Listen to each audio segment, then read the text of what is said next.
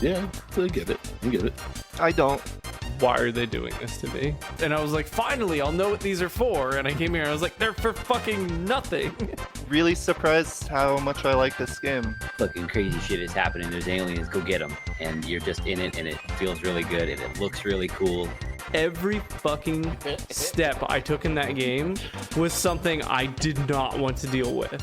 It's a product of its time. I found it both rewarding and frustrating.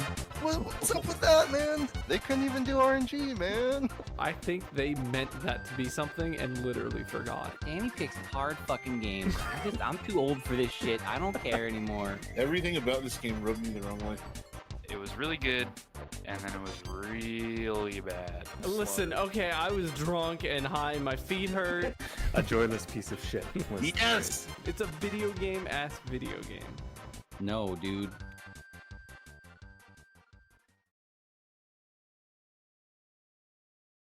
All right, gentlemen, here we are for another episode of Seriously Casual, also known as Video Game Book Club, episode number 17, creeping our way towards 2 years worth of book club.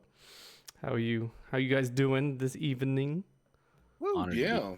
Yeah, I was just thinking about it. Number 17. That's a lot. Lucky number 17. I man. know, right? Can almost vote.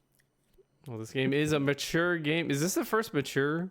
No, is KOTOR? Clock Tower, right? Clock Tower. Is it? KOTOR definitely should be mature. Fucking ham-rubbing baby game. Isn't a baby game? But it is our first FPS and our first N64 game. Yeah. Mm. But then it makes me wonder, is KOTOR rated M? It's got to be, I think right? it's T. I think it's T. Yeah, like it's like right on the line. My playthrough. Regardless of what Darth did. Yeah, okay, I don't want to. Let's not bring that up again. I'm still hurt. But yes, we are here to talk about the N64 game, pretty much N64 expansion pack video game. Because if you don't have the expansion pack, I will say that this game is probably lacking. Like I think you can only do like, what is it, like 1v1 in multiplayer? That's right. You can do the target practice too, right? In the Carrington Institute. Oh yeah, you can walk around the Carrington Institute. Imagine Yeah. getting this game for Christmas without an expansion pack. Oh You my just god, gotta- that's what I was thinking. So what It happened. is it DK64 that you got the expansion pack with? Is there like Yes.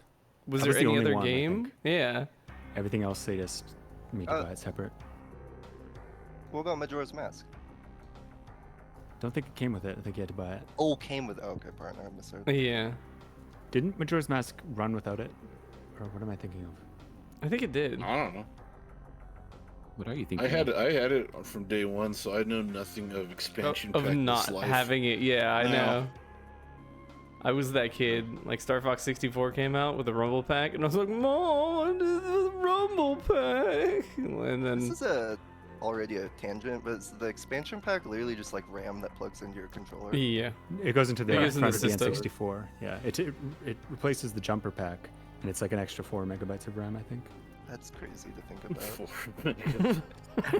It was a big What deal. a difference that made, hey? it did. Oh, Right. God. Times 4 have megabytes changed. let this game run.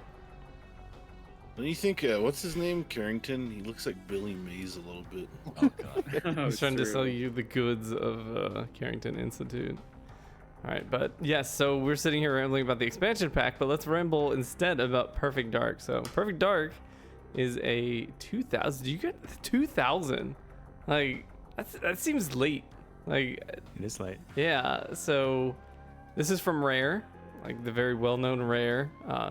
This is the spiritual successor to GoldenEye, which I know, like GoldenEye is not on anybody's suggestions. Like Thank God. GoldenEye was a hit for a lot of people, like 4-player, like what multiplayer used to be, like screen peeking, 4-player, just like it was a lot of people's, like it was a formative video game for them. So it getting a spiritual successor probably meant people were losing it, because I know I was really excited hearing that there was a GoldenEye follow-up coming, because also Rare kind of went for it. on the N64 because they were all over the place. They had Banjo-Kazooie, a platformer, Diddy Kong Racing, a racing game, and then GoldenEye and Perfect Dark FPS. They were kind of All killing it. technological marvels. Can't Yeah. forget about Jet Force Gemini. Oh yeah, Jeff. Conquer as well. Yeah, so They really pushed the N64. They really probably too did, hard, like- especially with this game. Yeah. yeah, they pushed expansion pack required, and maybe another one. But Tape 2 together. yeah, tape 3 together, honestly. But yeah, so this was the 3-year later follow-up to GoldenEye. And Holden, I think it's really funny because I know I have a habit of picking games I really like for book club. So it's really funny to me that we played this and it's not my pick. And it was yours. Oh yeah. So, and obviously that gives away a little bit of how I feel about this game, but I will not talk about that. But how about you, Holden? Why is it your pick on the list? Basically, as I've said before, I try to make a majority of my picks games I haven't played. So this was one I haven't played, heard a lot of things about. I love Rare as developers, and I knew it was adjacent to GoldenEye 64, which I played as a kid multiplayer-wise, like a bunch of sleepovers, but I was pretty young and had that little kid reading comprehension where I never made progress in the campaign. And yeah, no, it was just something that always caught my attention and wanted to play for myself. I went into it very blind. But yeah. That's really cool. How many people had played this before? Like Perfect Dark. I'm not talking about maybe just multiplayer, but like all the bits and pieces of Perfect Dark. Yeah, I got this game when it launched, so I've beaten this game probably close to a dozen times, counting my most recent playthrough for this. Impressive. I did play it. I think it's the first game of our picks that I had actually played through. I had never even heard of it. I never played it before. I played multiplayer a lot. Well, not a lot, not as much as GoldenEye, but I had never played the campaign. So then that leaves us an even split because I like super have played this game a lot. Like a lot. I've played it on N64. I played it on XBLA a ton because it got a Xbox. What do they call it? Xbox Arcade, whatever. Live Arcade. Yeah, Live Arcade. I was like, I forget what it actually means. I have not played the Rare Replay version, which I think is just a port of that same version. Yeah, it's the same version, but I think it runs it up to 4K. Damn. And now it is on the Switch as a part of the Nintendo Switch Online Plus expansion pack. Where it does not run at 4K. Well, where it probably runs at the same N64 resolution, let's be honest, on the Switch. Probably runs worse than it Yeah, does. probably does. So I'll say that I thought it ran perfectly fine. There were several moments of slowdown, but I couldn't tell if that was like accurate emulation or what. But it was it's like one or two times, you know. Okay, so that sounds like accurate. it runs way better. Yeah, it ran very well. I had okay. no issues at all. The sound sounded good. You know, that's not accurate. It emulated so poorly for me. I think I might be the only person here who played it on an actual N64. Yep. I wish I had a card of this. The best experience. I would have. Yeah, it runs like absolute shit. Oh yeah, it on runs like N64. trash. Yeah, this game, it runs like trash. And also, we didn't even get into like where it runs the worst. I have no idea how I have such fond memories of playing this on N64, because Colin, I don't know if you were there. You probably were. Like when we were at Brian's and we were like, let's play Perfect Dark, and it ran at probably 5 FPS. Were you I playing- can't even imagine the split screen. Were you playing like co-op or the multiplayer? Because Multiplayer. the multiplayer maps are simplified to the point where it like that's why you could play it without the expansion pack, because the maps are so much more simplified. Oh, it's so And- pretty rough. Yeah, like the training maps and stuff, single player, like they actually run all right, but yeah, it can be rough split screen, especially the co-op split screen, real rotten. Yeah, and the cool thing about go back ahead. in the day, like we were just more accepting of that type of Oh yeah, thing you didn't because know. You didn't know didn't it's know any 60 better. FPS. didn't care. Yeah. Yeah. Yeah, like it was just like cool to see. And We're period. spoiled babies now. Oh, I think we're. Well, Danny's a spoiled baby. Thank you. Um, but it's talking about the co-op of this game. I think the co-op of this game is so cool. Like, I won't get into everything yet, but it has cooperative campaign and counter-operative campaign. So you can play as a bad guy and try to fuck up the other person. I didn't know that. That's so cool. Yep. What? Oh my gosh. Yeah. I've never played that mode. I've played the co-op. That was I have a follow-up question for Danny on that comment. Mhm. I know you and Dennis used to play a lot of is it Time Splitters? Yes. If I'm not goofing that. A lot of like the co-op for the campaign on the hardest difficulty. I'm curious if you have any thoughts on like this game as a pioneer in doing that kind of thing. Yeah, this game is what started us on that kind of masochism. Like, let's play this notoriously hard game on the notoriously hard difficulty in co-op. I have so many hours in this game. It's pretty crazy. But do we want to go through our kind of initial impressions? Yeah. Holden, you go first. Okay, so yeah, initial impressions were I was like, holy cow, Carrington Institute is so cool.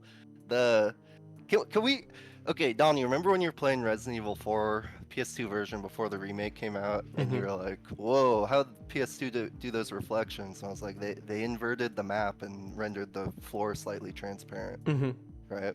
So you go with that logic, and it's like, okay, games have done these fake reflections forever. And I'm looking at Carrington Institute, and I notice the couches have reflections, and I'm moving the couches, and there's like a couch reflection entity floating underneath the couch for a physics object. I was immediately so confused that there were all these details and the lens flares, and the game kept dazzling me with all these things, the x-ray, all the gadgets you get, the little security spy cam thing, and I was immediately realizing just how much DNA of this game is in so many games. Even like, you know, Metroid Prime I love to death. I'm super fine with those controls, and I found myself finding these controls really familiar, easy to use, and even natural with like the auto aiming and whatnot. And it sounds like I love the game a ton. I was just so fascinated, but there were a ton of drawbacks, mostly the lag, and then also I've just been sick while playing it, which obviously is a nuance of the situation. But Been sick AF. But yeah, first impressions, man, like the whole time I was like, how'd they get an N64 game to do this? Like every room pretty much. very slowly, I think, is the answer to that. Yeah. What difficulty did you play on? It's normal. I don't know. Okay. Special agent or agent? What is normal? Agent. Okay. Agent, yeah. Yeah, it goes agent, special agent, perfect agent, and then once you beat perfect agent, there's a fourth unlockable difficulty called perfect dark, which it doesn't add any objectives or anything, but it lets you modify like your health, enemies' health, and stuff like that. Holden, I had that too. If you're totally sick in the head. But yeah. Yeah, it's funny. When I saw that this was one of your picks and then we got it, I was like, this is a Holden type game, like with all the weird stuff it does to do all the So cool much stuff weird it does. stuff. I was like, this is a Holden type game. So I was really happy when it showed up. Yeah, this game's super impressive. It almost I can't tell, like it's in a weird spot where it pushes the N64 so hard. Like, would it have been better as a GameCube title? I don't know. Yeah, I think it's safe to say. But like, so much I think of its charm is that it is on an N64. Mhm. You know, Yeah, this I was shit. thinking of that same exact thought. Yeah.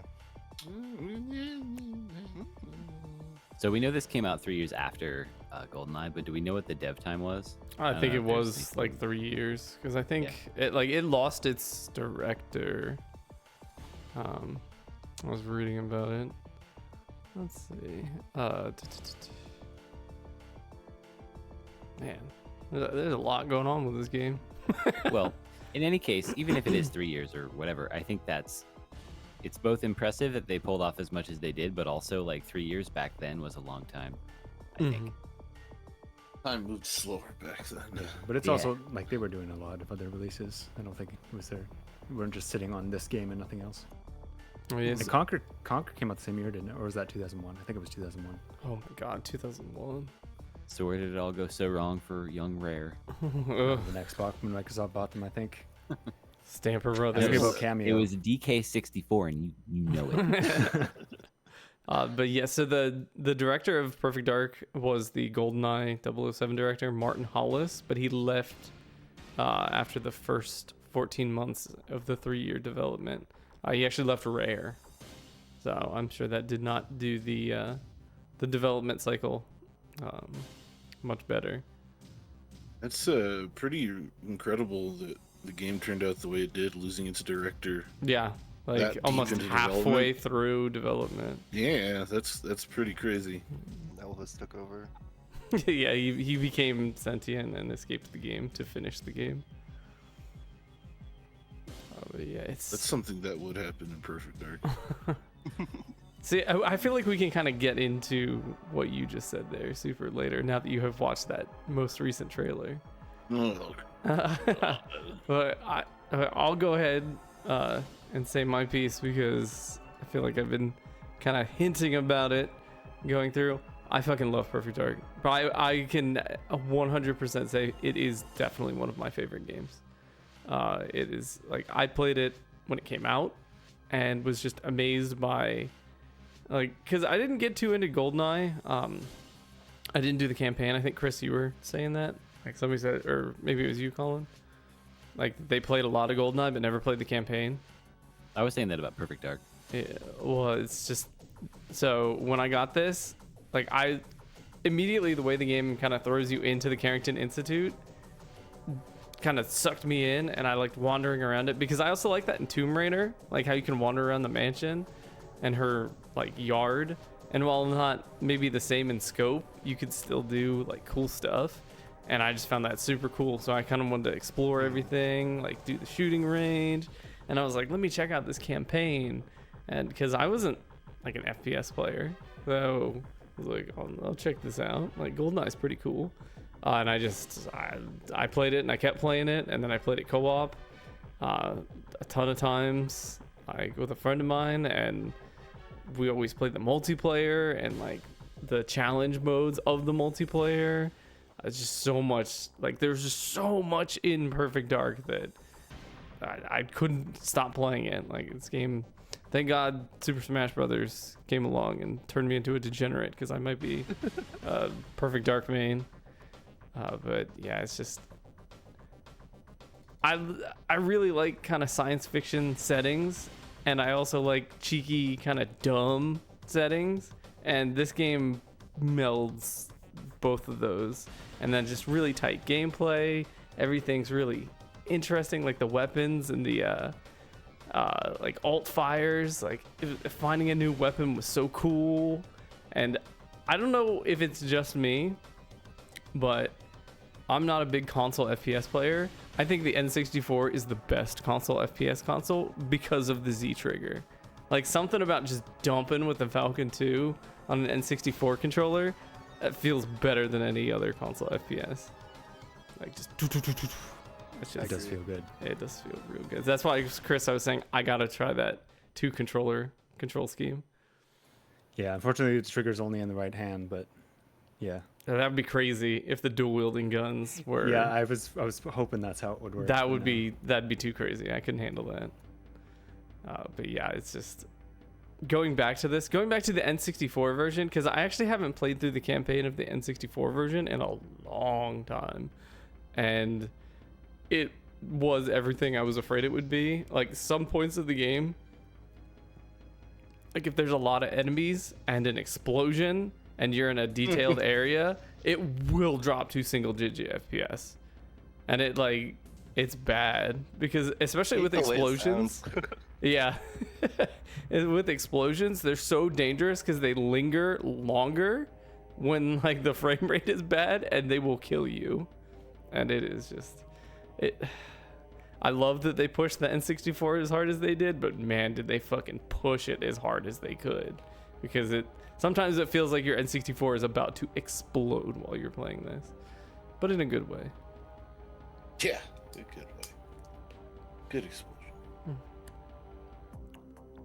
Yeah, so when I first saw that this game was announced, I immediately became extremely excited. I was a huge fan of GoldenEye. I played the campaign many times as a kid. Played a ton of multiplayer, of course. And I was I've been a huge fan of first-person shooters my whole life.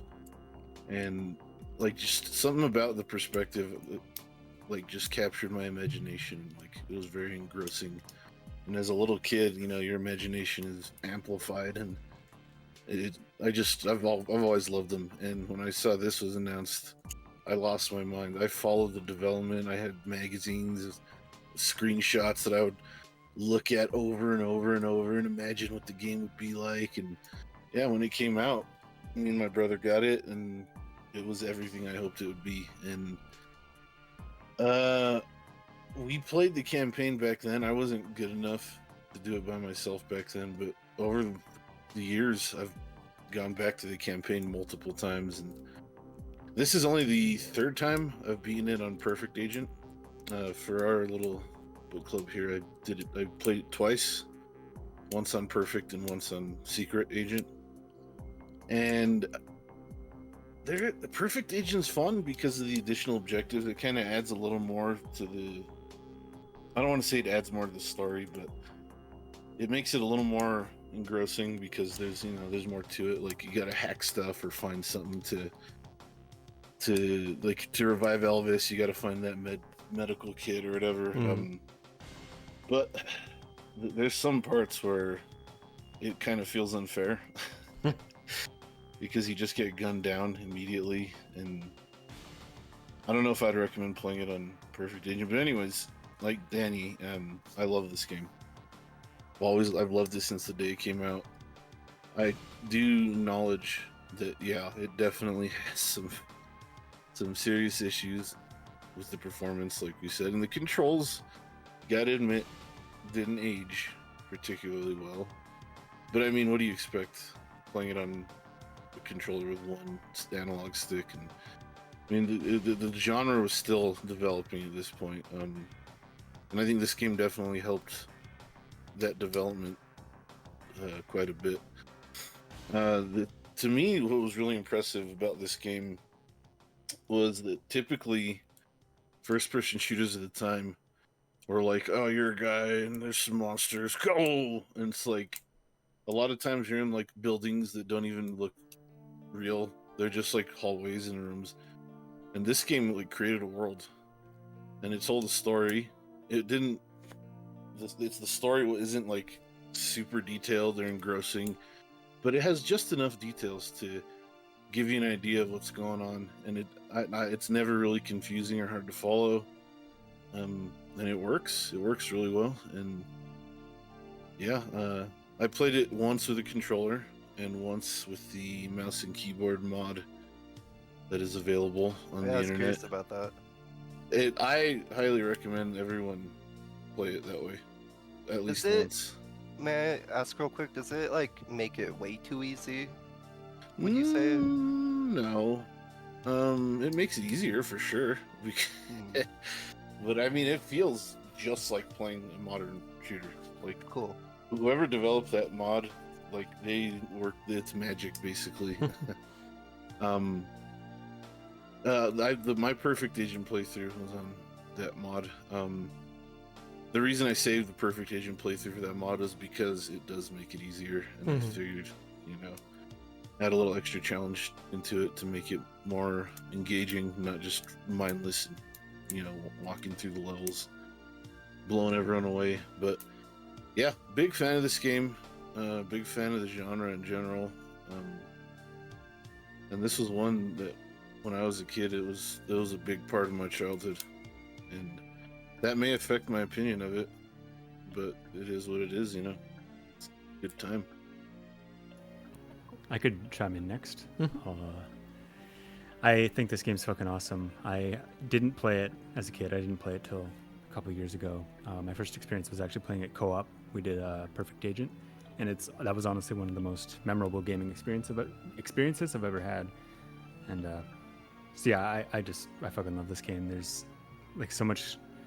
It's just great at doing cool spy shit, and I think it's super unique. Like this game and GoldenEye, there's like the mission design is you don't see it in other games. Like no other games that Yeah.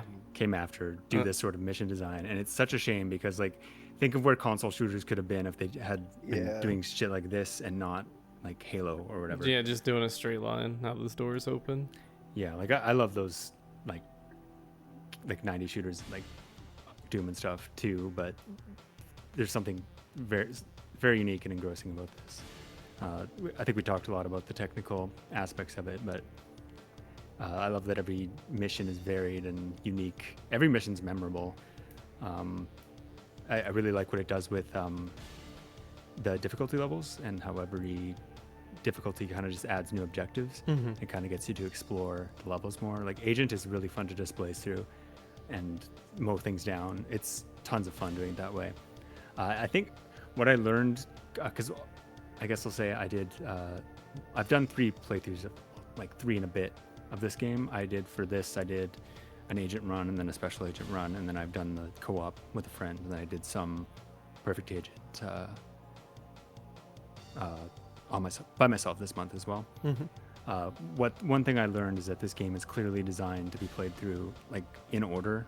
I think because you kind of learn the maps and learn sort of the basic objectives of what to do, and then as you progress through the difficulties, it throws more at you, and I think it becomes less unfair that way, because if you're trying to learn exactly what to do on Perfect Agent your first time through, not knowing the map at all, It's gonna be a bad time. It's pretty brutal. Yeah. So I think it's actually really smartly designed, and yeah, I love this game. Yeah, that's one thing like I really enjoy is that you can see, like it'll let you get to places and give you items you need for the higher difficulties and the lower difficulties.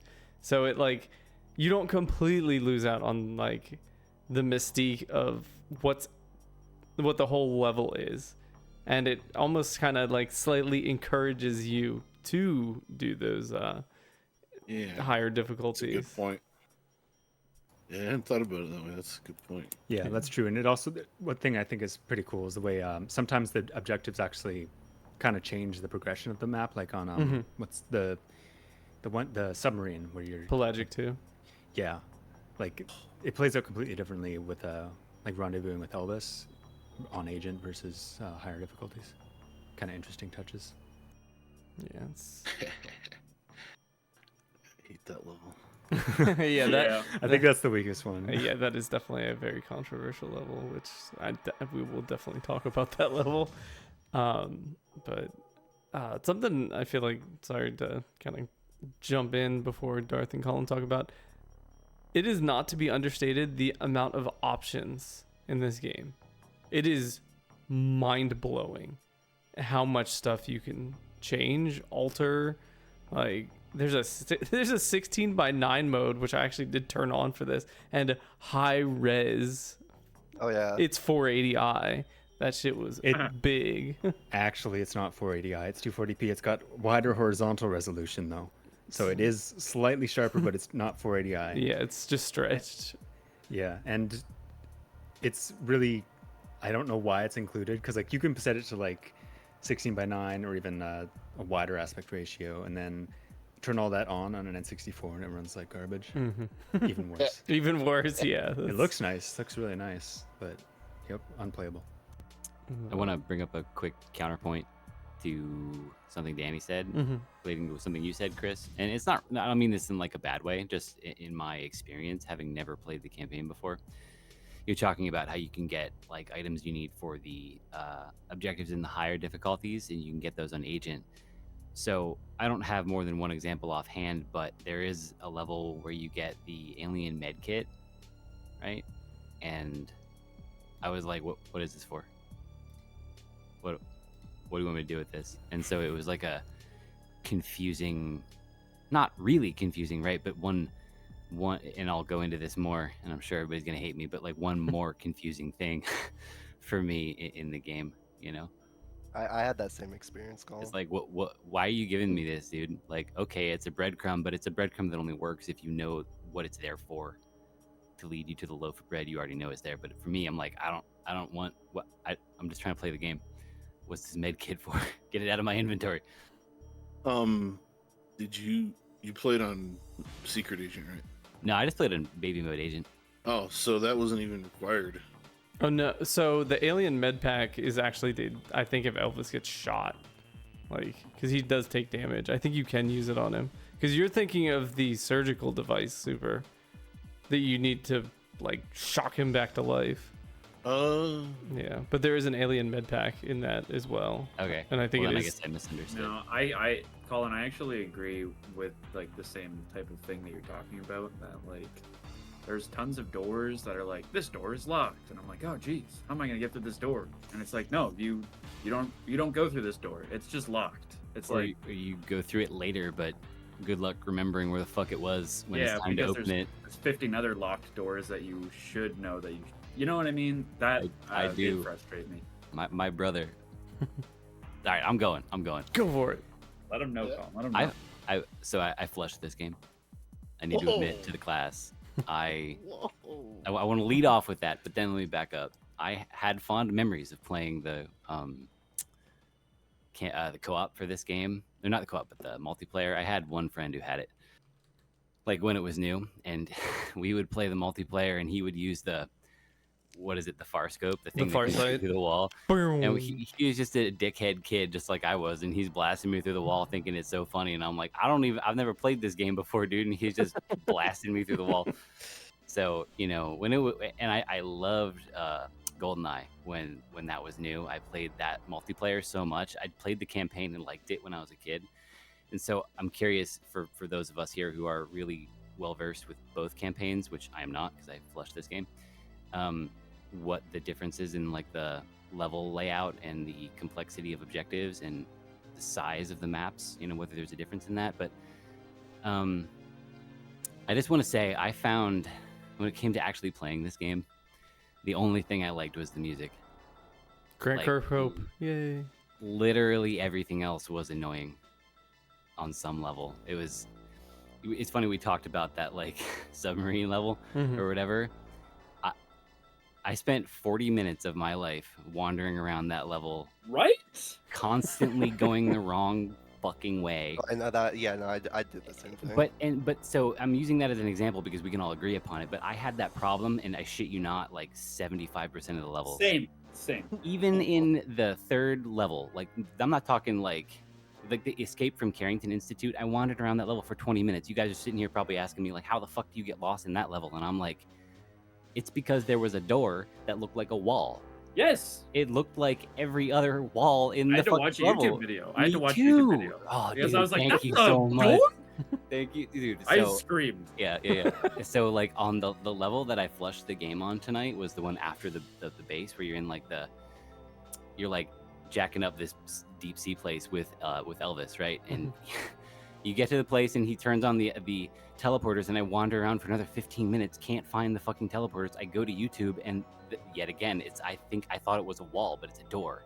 And so oftentimes when I was playing this game, if I couldn't find out where to go, I was just like mashing B or whatever on the Switch. It's B, but it's the action button to open the door. It was or B whatever. And on so, the like, 64. This is what I'm saying, like that kind of thing, and then also the controls, I hated them. I had to use auto aim. If their auto aim didn't exist, I would have thrown this game out the window, metaphorically, in level 1, because like I'm bad at console first-person shooters to begin with, and then you don't even have a second stick. You have to like stop, and the sensitivity is super high, and I can't fucking hit anything. Oh man, it's almost so bad. my experience with this game that I don't know how to rate it objectively. And then we're not there yet, but I've been cooking on it, trying to think like, what am I gonna say? Because like, I have to say this now. My like personal enjoyment, and this is nothing critical of the game, just my personal enjoyment of the game has to be like a 1. Oh, By far God. the worst game we have played in terms of how much I liked it. Nothing quality wise. I can't really argue it because I hated it so much. It blinded me. You know, I just chafed against like literally everything in the game. But the music was fire. Anyway, Darth, your turn. Go. Yeah, so I also got really fucking annoyed by this game, like screaming levels, like I was alerting people in my household because I was screaming. The controls are so slippery and bad. I never felt like a secret agent. I felt like a punch drunk, raging alcoholic, just slamming into doors and walls on my way through every single corridor, every single level. I got lost everywhere I went. I would literally on the very first level, I went up and down those elevators. It must have been 5 times. I went around and around and around in circles. And around and around and around and around. Really, really annoyed the shit out of me. The one where you get you know how you get the stupid that dude with the screen, the eyes, the face. Put Yeah, some I was respect running on around. Dr. Carroll. I was running around a level. I killed every enemy in the level. I just didn't. There was something I didn't press or something to basically get to a certain part of it. Anyways, I was still running around the level, and then I got stuck in a corner, and the robot was there, and I couldn't get past the robot, and I just got so pissed off. After like 10 minutes, I shot it, and it was like mission failed. I almost flushed the game. I almost flushed the game right then and there. But I continued to play, and I was astounded by how confusing the level design was the entire time. And there were, I will say, like, I'll stop malding, but there were some cool things about it. I respect how, like, it kind of is, you know, was really like a pioneer for the genre. I thought it was really cool how you were using all these different spy gadgets, like the night vision, the spy cam. I really enjoyed how, you know, guns had like different abilities. Like, I thought that was super, super cool. But I was really pissed off and felt like a toddler playing this game the whole time, so I didn't enjoy it pretty much whatsoever the entire time. Yeah, Darth, playing this game made me feel like I had something legitimately wrong with my brain and my spatial reasoning and my ability to like remember objectives and level layouts. Because like everybody else, like, I love this. This game's great. It's fantastic. That's how I feel when you guys talk about the narrative in other games. I will say I do feel like I am some kind of weird middle ground where I had a lot of friction, but I still liked it a lot. But that's also because I got brain problems. Not at all, man. Bro, it was just the annoyance, like the annoyance that it made me feel so bad playing it that it tinged the otherwise like snappy dialogue, interesting locations, good music, interesting weapon design, and funny story twists that occurred. Like, I respect those things, but there's a larger backdrop of me being pissed off the whole time. Yep, and it's hard to like find something you are enjoying about a game when you're just like actively mad because you're exploring the same fucking corridor and you can't figure out where to go, but you don't want to use a guide because Danny will make fun of you. I would never.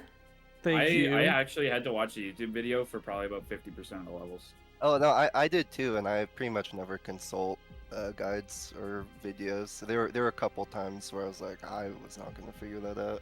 Okay, this is cathartic and healing for me. Thank you. This game was still in the time where Nintendo Power was a thing, and information was passed around the schoolyard.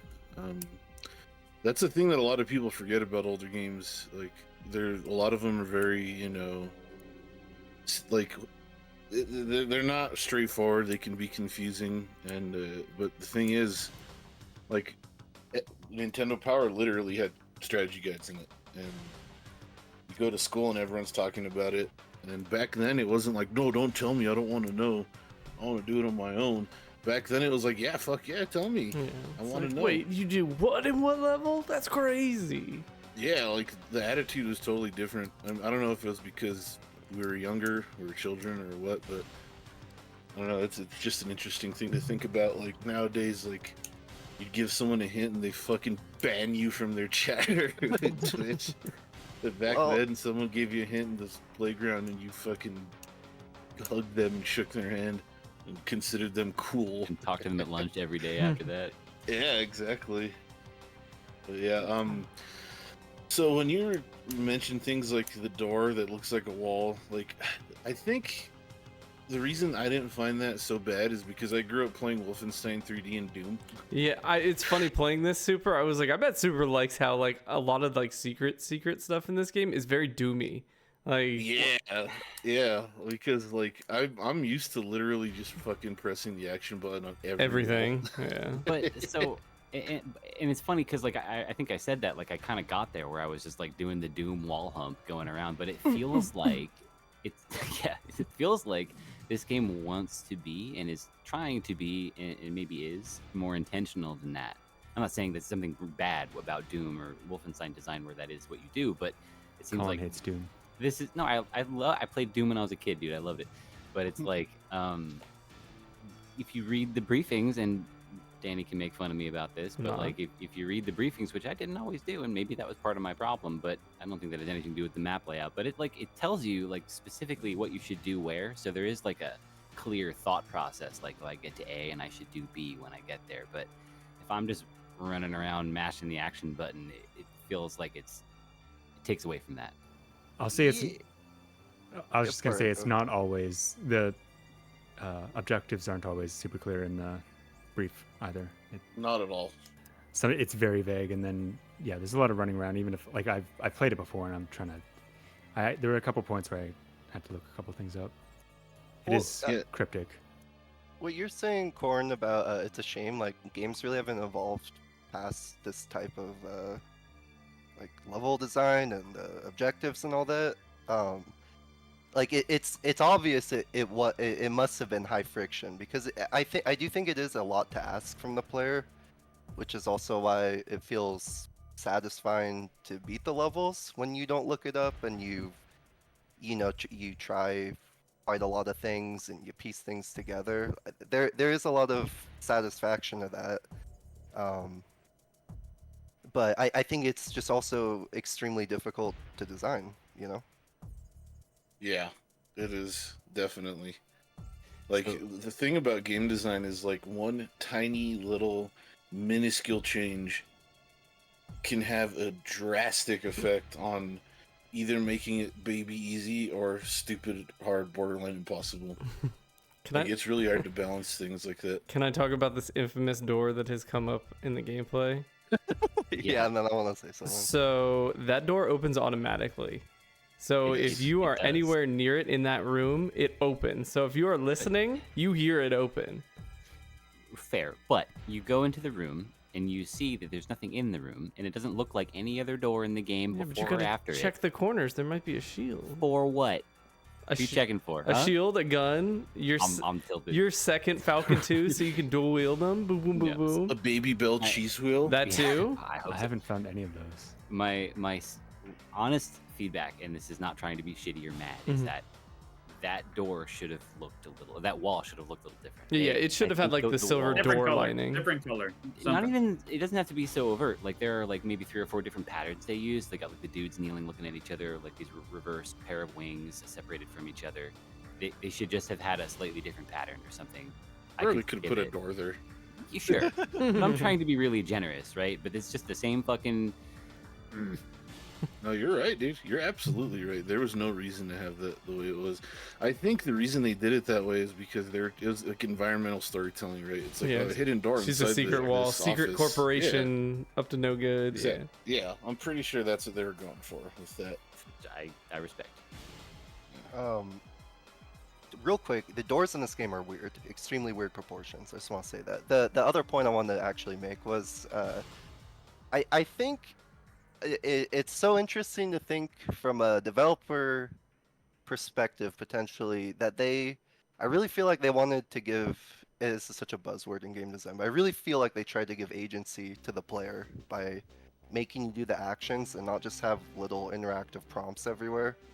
It's like, pull out the thing, throw it on the thing, oh, you missed your landmine on it or whatever, like, objective failed. Yeah, right. And I respect that, because so do I. you have to do the thing. You have to read the thing. You have to be the agent. You don't And just I press like F that to pay responsibility. respects. Yeah. You're not pressing F to pay respects. Yeah, you're I agree pressing- 100%. That's a really good point. Like modern games that have objectives like this, you literally just walk up to the thing and press a button. Like yeah, like when you like the mission, the first Area 51 mission where you have to throw a thing on the satellite. I remember playing that and missing it, and it's like mission failed. I and remember I'm you like, doing that "Alright, on your fuck stream. this." Like you aimed Yeah, for it and it went over it. I was like, oh god.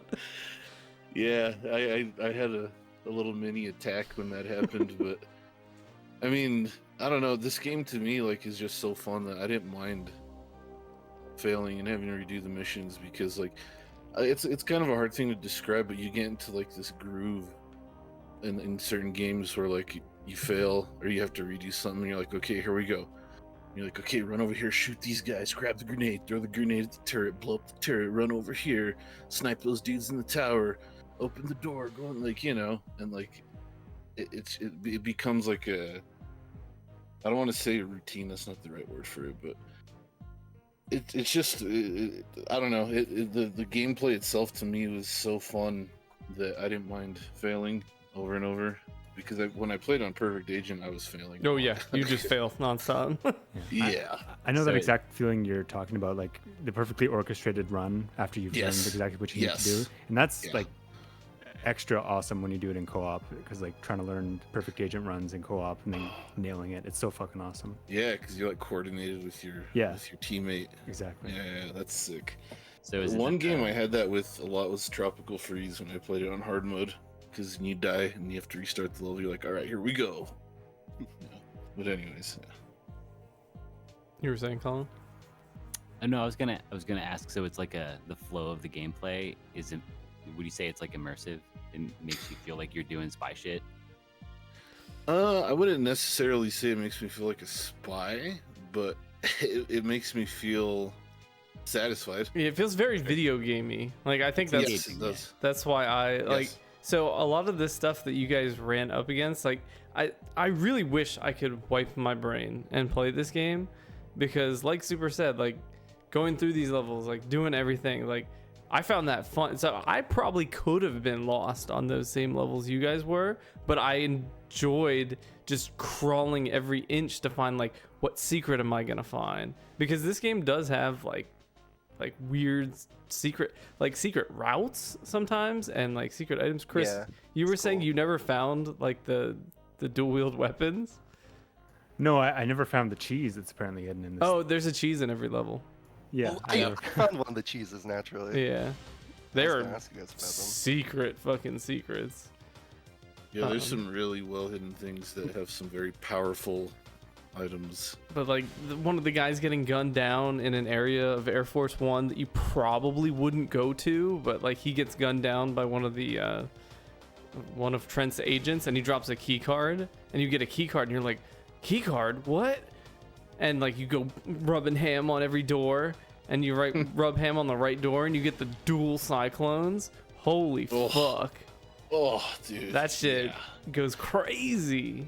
Yeah. Best weapon.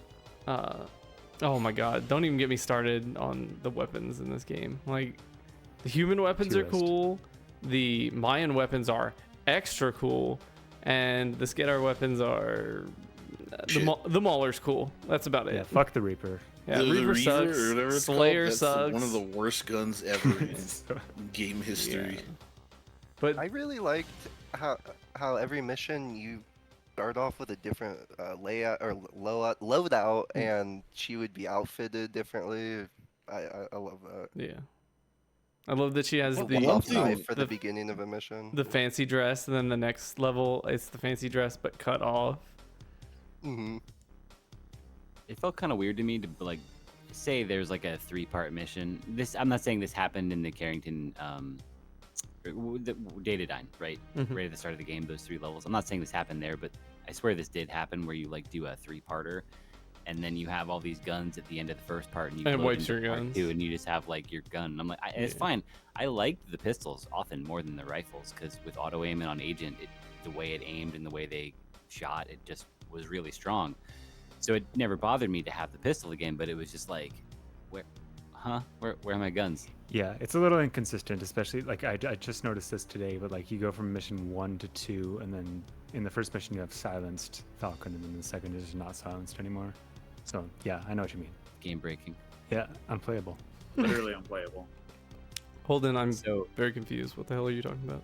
You teabagged in your footage just Oh now. yeah, I did. Fuck that guy. No one called that. I love this mission with the snipers.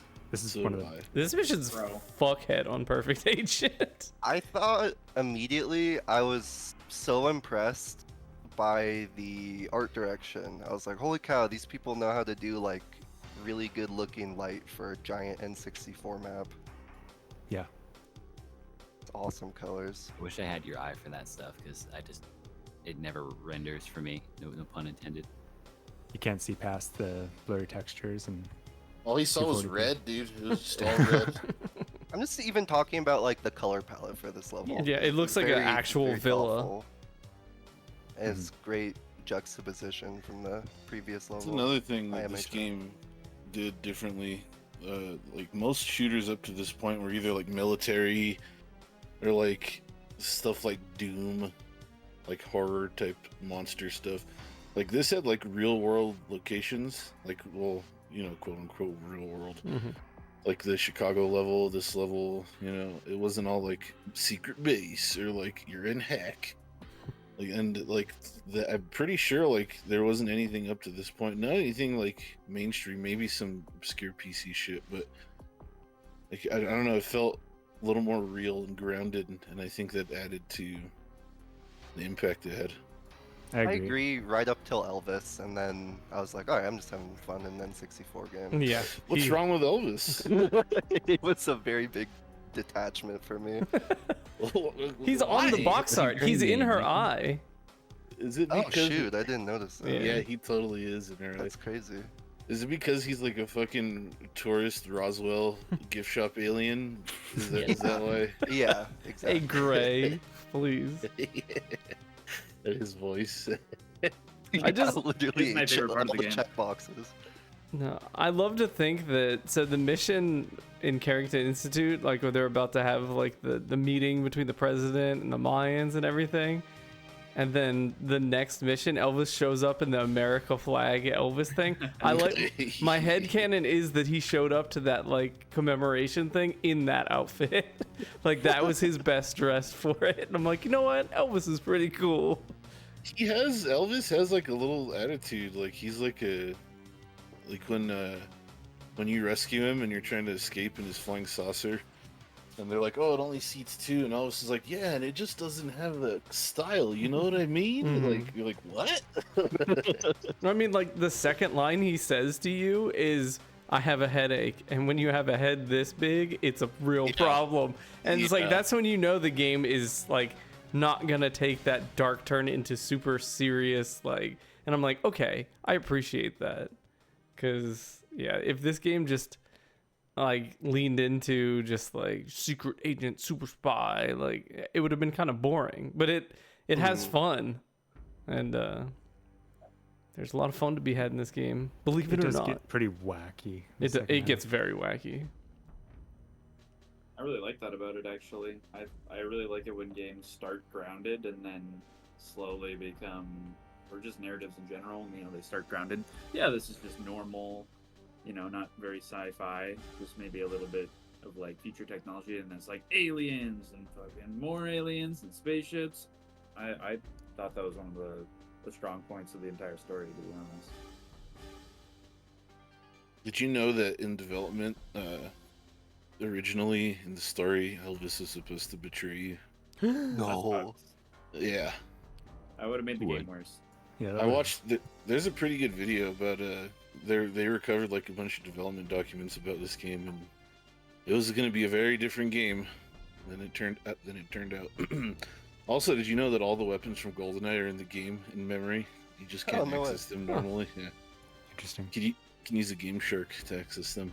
That's really including cool. the club. Yep, the club is in the game. This is a very Holden thing, but I love that, like you can see it right here with the sniper rifle. If you adjust the view, like the zoom manually, it shows you like that rectangle is your field of view once you're zoomed in. and that That changes is really cool. like based on how far you're zoomed in. Oh, I guess that also changes. I was gonna say, does it change when you go to 16:9? But I guess not, because it doesn't filter. Yeah, okay. Never mind. Oh, the windows. How do people not do? Like, you know, the windows. They're dark. And you get close to them, and they're more transparent. So that way you can occlude stuff behind the windows. That's so smart. That's such a like a artist and optimizer programmers coming together and making a really cool solution. And we don't see stuff like that anymore. Nobody cares anymore, man. Because you don't Well, use games it. are for money now, not for Yeah, creative, you just use fulfillment. the Googlag AI auto upscaler to solve all our problems instead. Also, look at the dynamic shadows. What's up with the... Yeah, it's crazy, man. Look at all the tears in the textures. You could like see the sky behind the walls and stuff. That's emulation. Yeah, I was about to say that is just me. Holden, Or at least you don't notice it on 240p, honestly. I have to ask, what did you think of the animation of the mine guns reloading? Like specifically the Callisto and the Phoenix. Oh, I just thought they were cool, otherworldly, neat. I don't know. Like, because every time I see the Phoenix reload animation where you like dip the capsule in and Joanna like pulls her finger out a little bit like to get That's a, really cool. I was like, Holden's gonna enjoy this. The animations was- in general are. Oh yeah, the animations Yeah. in this game are crazy.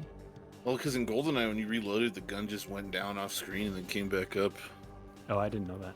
Yeah, I remember when this game came out and I first played it and I reloaded, I was like, holy shit! Because, yeah, and like it shows you placing the magazine and racking the slide, and like in GoldenEye, the gun literally goes down off screen and you hear and then it just comes back up and You did it. you're reloaded. And that's why all kids, when they want to make a reloading sound, they go. Yeah, there you go. Did you see how the double magnums reload? Yeah, I thought that was pretty cool. Yeah, No. it takes forever. Yeah, yeah. See, Colin got the double Yeah, this- magnums.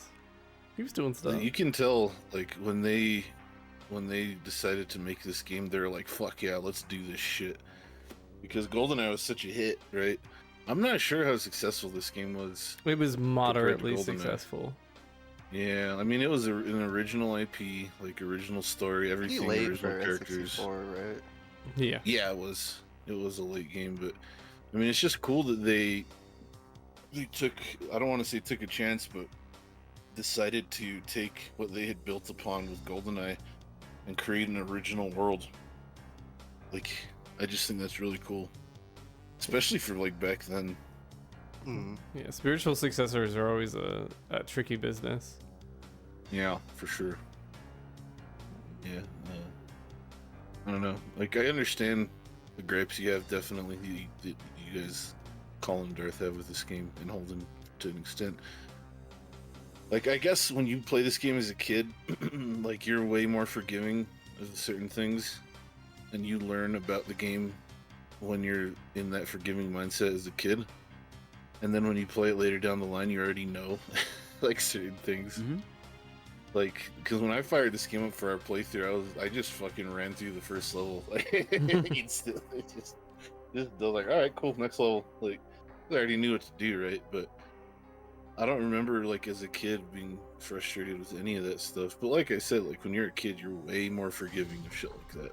Yeah. 'cause Way you- more forgiving, and you had time to Right. Yeah. explore it. To explore, dude. Yeah, like this game, I think, especially hearing you guys like, and this is kind of like something that I struggle with a lot of old games we play, is like respecting, you know, what it did for when it came out, and talking about how games age.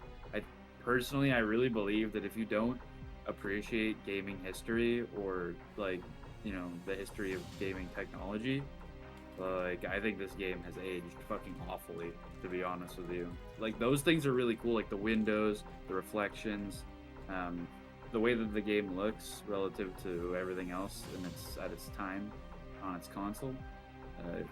If you remove, like, being interested in those things, which I'm not really, to be completely honest, it's like, just, I guess it it makes me feel better about really not liking this game because I just don't appreciate those things as much as you guys think. That's fair. Can I ask, where would somebody, like, what game would you recommend that has like this sort of mission objective based structure with these open maps where you're free to explore? Like, what game is like this but new?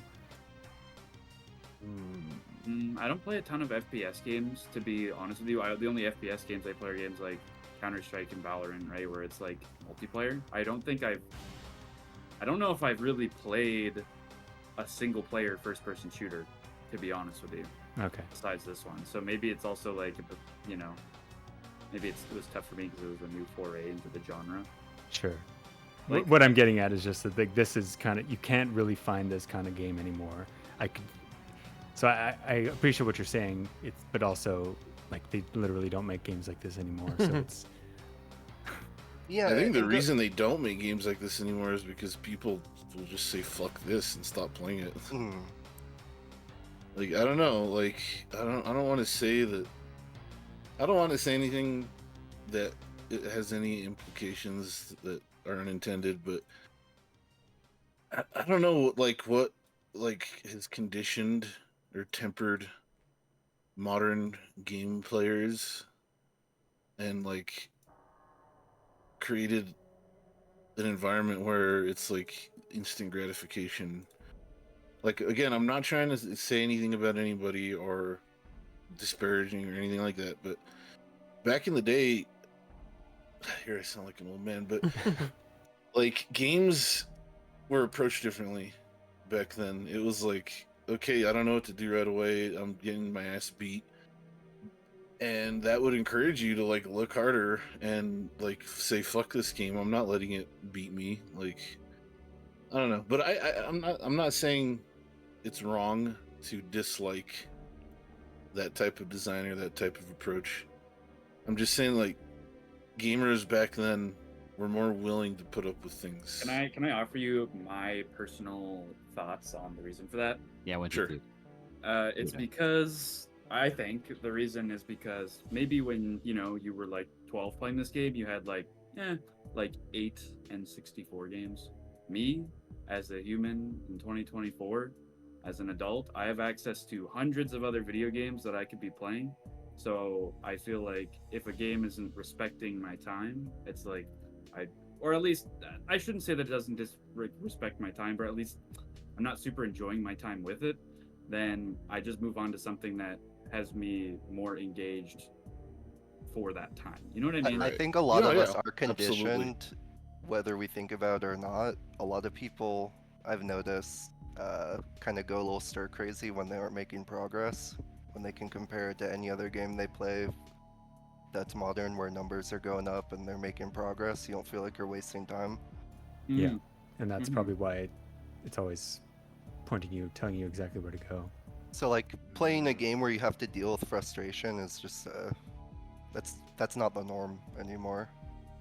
Yeah. I Like, agree. I've watched people play Super Metroid, and like, I went through the majority of my life thinking this like is a perfect game. Like, Well, it is. everyone must love this game. Like, there's no one that doesn't love this game. True. And then like I started watching people play it, and oh boy, was I wrong. Man, there are some people that fucking hate that game. And like, I was just like, what? How is that possible? Like, I don't know, it's just interesting. Like Chris pointed out, like, games nowadays, not all of them, but for the most part, they will just be like, all right, go here now and And- do this. It's tough because like for this game, there were times where I was moving through a level where I felt like I was having fun, but it's just there was a certain point in almost all levels where that fun stopped and now I was looking around to find the door to go through next, and that like ripped me out of the experience, I guess, which I found really annoying and jarring, and yeah, that's the feelings I felt. Yeah, I definitely experienced that with this game too. There's some parts where it's like you're just running around and the music is looping, and you're like, all right, I've heard this song like a million times now. But Please let me see an enemy. Please let me find Rubbed an enough enemy. ham. But Darth, I find your statement, I'm not coming at you, saying that this game has aged poorly, I find that bizarre. I feel like of old games, this game controls kind of, notwithstanding, has aged probably. Like if I was going to pick something that I was like, okay, what's an old fucking game that I like that aged the best, I would pick this one. Like I think no game could Mario probably 64. age better than this, other than it Mario playing like 64. garbage. Hey, you know how I feel about Mario Dude, 64. I don't agree. Like I don't agree. Yeah. Like I think that I could sit someone down and make them play like the original Mario Bros. And they would have way easier time moving their way through the level and jumping around, running around, getting power-ups. You know what I'm saying? Like I think I would argue that somebody at a like base level, like somebody who just I play video games for fun, like here and there. But I feel like somebody who like sweaty nerd, like I feel like maybe that's the distinction here. Like I feel like if you deep dive video games, if you're a Holden, if you will, that's right, Holden. Like there's more to respect about this game. Whereas I agree with that. I do agree with that. yeah, like obviously Mario, plug in the controller, have a good time, but it's just like Chris was saying, like what other game does this? Nothing. So it's- GoldenEye. That's yeah, literally it. GoldenEye. I want to talk about that too Time splitters. because Yeah, time splitters. I think if we're talking about this game being antiquated, game development has solved all this game's antiquity, right? Like you can play COD, it feels a million times smoother than this. We've come a long way in that regard. But if all those things were solved, there's still like a massive void in today's FPSs that just feels so untapped after playing this game for the first time Yeah, in 2024. You're right about that. I think the only thing about this game that didn't age well, no, there's two things. The graphics, obviously. I And, think it still looks the good. controls. I mean, it looks fine, but like it's a blocky, Yeah. and muddy texture. It's like, this was a period in gaming where like games, like I wouldn't say they were timeless. Like with Super Nintendo, like there are some Yeah. Super Nintendo games that are timeless. The graphics are timeless. Like they still look beautiful, and I think this era of gaming didn't quite have that. Like I know now a lot of indie games are going back to PS1 and 64 style visuals. But that's just history repeating itself. It's just like how mullets are popular again. Yeah. Oh god. But the controls and the graphics to me are the only two things about this game that didn't age well. Like the design and structure of the missions, to me, are like they just shit all over modern first-person shooter mission structure and level design. Like everything is basically just like on a rail in modern Yeah, shooters. that's fair. I mean, not everything. Like Doom 2016 and Doom Eternal aren't like that. But I mean, they purposely made a conscious effort not to be like that when they designed those games. I think that a lot of a lot of research goes into how to develop a game to make so it will sell. And you can't just shit on developers and companies and say, "Oh, you're just all about the money." Like they have to make money. It's their job. And if they don't make money, then they can't keep making games. Mhm. So like they obviously have to make a profit with their game, so they do research on what players want, what's going to sell, what's going to keep their attention. And I think video game players these days just don't like more open-ended things where you have to take time to look around to figure out what to do. And I mean, I could just be talking out my ass right now, but that's the way I see things, you know, being alive and being a gamer and buying games and playing games and having been around since the 90s playing games then as well. You know, I've seen the way it's changed and shifted, and this game, I think, was one of the last shooters to not just go on a rail and point A to point B type thing, you know, with quick time events and button prompts. I'll say I think the closest genre I can think of, or style of game that comes close to this, or is similar, is immersive sims like Deus Ex. When I first played Perfect Dark, I immediately thought of Deus Ex, the first Deus Ex. Same year, obviously very different platforms, but both reward exploration and that sort of thing. And I think games have come around in that immersive sim genre since, but obviously they don't sell well either. Like nothing since Prey has really, it's been dead since Arcane, rest in peace. Yeah, and Prey sold like shit too, Yeah. and had really bad reviews. Did any of you guys play the 2011 Deus Ex? Yes. I love both of those games. Yeah, I find that to be a modern example that's probably the closest to this. Is that But Human yeah, Prey Revolution? is a good one. Human Modern. Revolution? Yes, that was 2011. Mankind Divided was 2016. Okay. I wouldn't call that modern. Colin, did you have something to say on the aging of this game? I feel like you were chiming in something and we got lost. Oh no, thank you. It's less to do with the age of the game. I mean, I guess kind of. It was more like in response, and I didn't feel attacked or anything, so don't get me wrong, but sort of just offering my opinion and sort of in the context of what Super was saying about games becoming more on rails and more like gamers are not. I hate that term, by the way, gamers. Gamers. Us Are, gamers. yeah, we're we're not as comfortable, I guess, being uncomfortable. We're not as comfortable like not knowing what to do and all that. And so I think that there's a lot of merit to that in general. But for me, in this game, it was I was trying to think of an appropriate metaphor to try to explain how playing this felt. And I don't know that this is really great, but just bear with me a sec. It's like, you know, when you're I've never done any kind of like coordinated dance with someone, like a tango or whatever, but just you get the idea. It's a dance you do with a person, and there are moves, right? You have to move together for it to be the dance that you are doing, whatever the dance might be.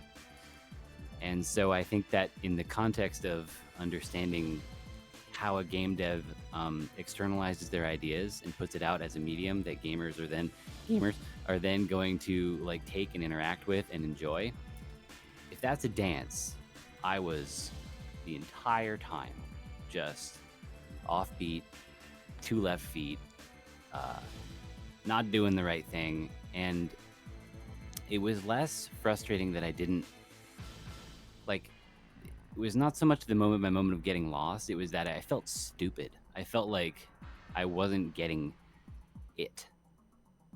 I wasn't getting the game design philosophy. I wasn't understanding what they wanted me to understand. Mm-hmm. And at some point, it's like I don't even care that I'm lost. I feel like this is not for me. I feel like I'm just not understanding what they want me to understand. And when you are making yourself play it, and this reminds me of something Super you said about Final Fantasy Tactics, about you bowed out, which I respect.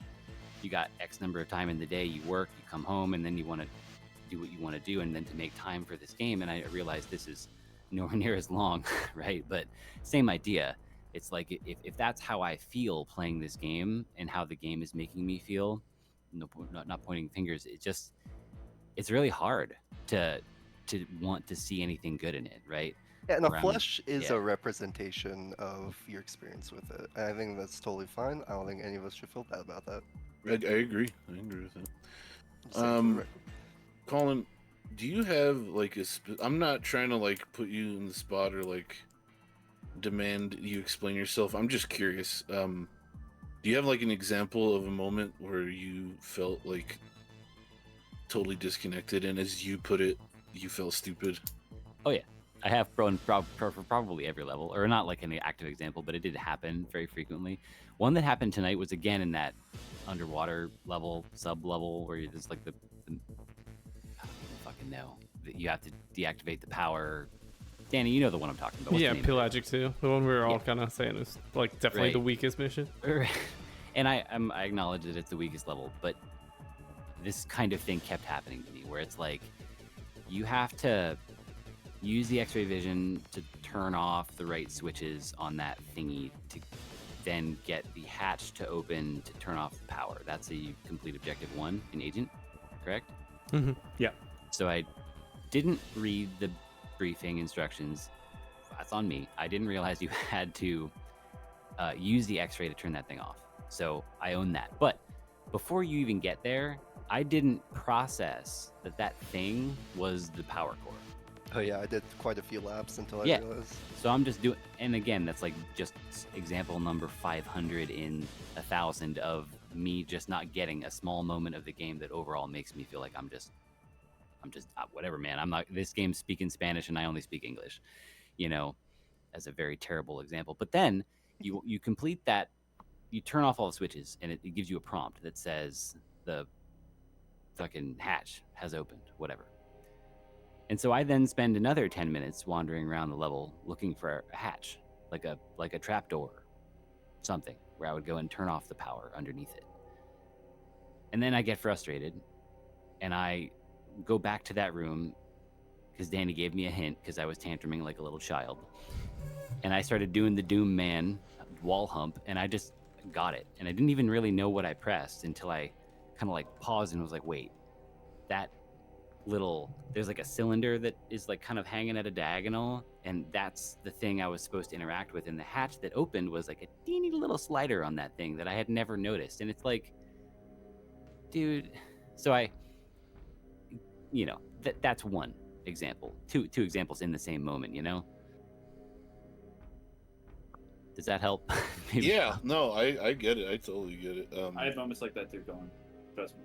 Many Yeah. times. I think the reason that you feel that way and I don't feel the same way is because I played this game when I was a kid, and like, I mean, we already talked about this, you're more forgiving, but like, I not only did I play it, but I watched older cousins and siblings play it too, and I watched them do it correctly.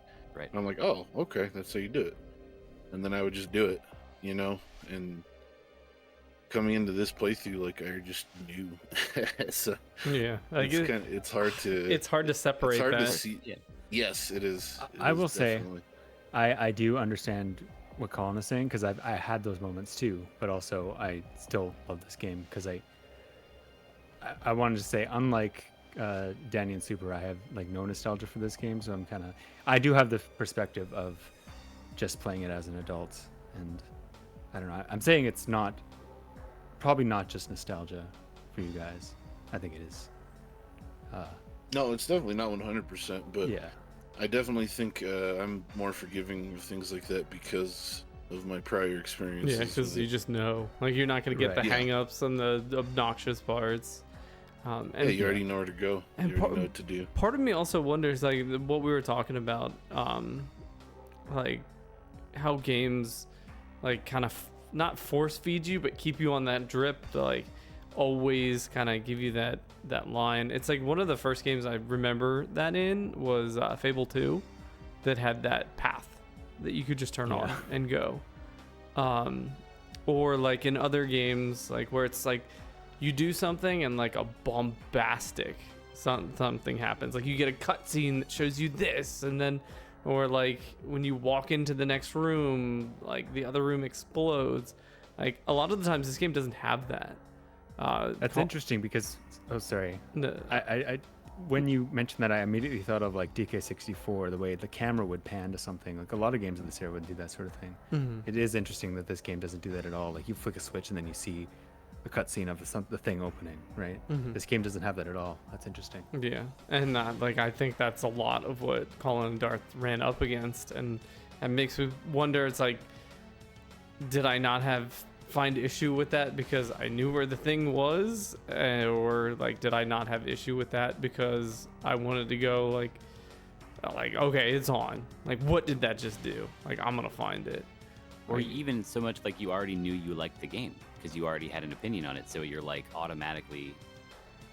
And this sounds wrong. Don't take this the wrong way, but it's like you're gonna just like look past that frustration because it's not even gonna register as frustration for you. You'd be like, oh cool, I gotta find a door. No worries, I'll find the door. well, I don't think that Or whatever. would, like, this is definitely personally speaking, that wouldn't have frustrated me. Like, Sure. I like getting. It's weird. I like getting stuck, I guess is the best way to put it. Like, Clock tower. okay, there was no gameplay in that. Like, this game's fun to play. That game was not. Those are two way different things. But well, also to go back to Clock Tower, when you do the thing in this game, it feels satisfying. When you did the right thing in Clock Tower, it was moon logic, ham rubbing, and then you got stuck again. Like, it was not fun. So don't you Yeah, I dare was actually Clock Tower me. thinking. I was thinking the exact same. I had the literal exact same complaint that I had with this game. Clock Tower was like, you know, you're in a horror. It's so spooky, and then it's like, okay, now walk around the house for 40 minutes. See how the tension keeps up. I'm a sneaky agent. Whoa, okay, now walk around. Oh, that's the interesting, facility. Darf. Yeah, it That's is the gonna, same like, exact thing. That's gonna like blow up. They're coming for us, Joanne. We need to get out of here. And I'm just like running around for 40 minutes. And the NPCs like make fun of you for not knowing where to go, dude. So toxic. And I'm like, dude, I understand. I'm trying, okay? I'll say, in my own experience, every mission pretty much where I had to just like progress after the main thing you do, I remember thinking every time, I don't know where I'm gonna go. This looks pretty similar. I'm going through random doors. Oh, the mission ended, and like I'd always just sort of stumble to the right place. It just kind of felt like luck. But I thought that was good level design, but apparently I just had good luck. I don't know. So just imagine that in the inverse, where this literally happened to me at the end of that same stupid water level I keep complaining about. I got to the end of the level before I was supposed to be there and did Me not too. realize it was the end of the level, and then I kept wandering around looking for where I was supposed No, to go. I mean that happened to me too. Yeah, but it's like how easy that can invert, you know? Mm-hmm. Absolutely. I'm gonna shut up. I'm sorry. No, that's No. literally why we do this. That's the only thing for me. No, I just like this game. I'm trying to think of like other games that do similar. The dialogue context clues. Colin, I know we were talking about this. Yeah. Like Joanna will say something. Like if you are getting warm, she'll be like, "Oh, the air is stale here. This must be the autopsy room." I appreciated that. And you a go lot. further down the hallway, and she's like, "Huh?" Or like the guy on the radio is like, "Ooh, the temperature's dropping. Like you better, like this is the cryo." And you can go there first, but if you know, like if you look at the mission objectives, okay, this is the cryo. I come back here after, like, and the game, like every mission kind of does a lot of that, but it does fall off later. Like there's some, I forget. I don't know what the name of the mission is, but the let's get our ship. Like I will say, destroying the shield generators, like those things don't look like things, and it's literally in the first room that you're in. So you don't I think ran like, past that too. yeah. Same. So like that mission, I would almost argue is like more annoying than Pelagic, but Pelagic is also. I think it's less annoying because it's shorter. It is very short, but fucking Elvis's stupid fat head, if he gets it in the way of my AR-34 one more time. I think do that teleport animation, man. But That was cool. that is That was cool. super With the cool. I was X-ray. far out, man. I love that. Can I say too, like with her voice lines, I think that could have seriously, like if they had thrown in a few more of those, that could have really changed my experience. Like now that I'm thinking about it, you know how when someone gives you instructions to go somewhere and they're like, turn here, they like turn here at this road, turn here at that road. If you've hit this road, you've gone too far. If I was on the Pelagic and Joanna was like, I haven't turned off the generator yet. I probably shouldn't go here yet.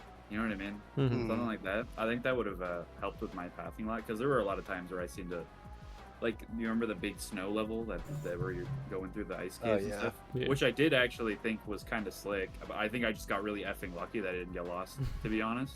That's funny because but- I thought I brought the prez around everywhere. I thought people were gonna run into big issues on that level because I like got did. so lucky.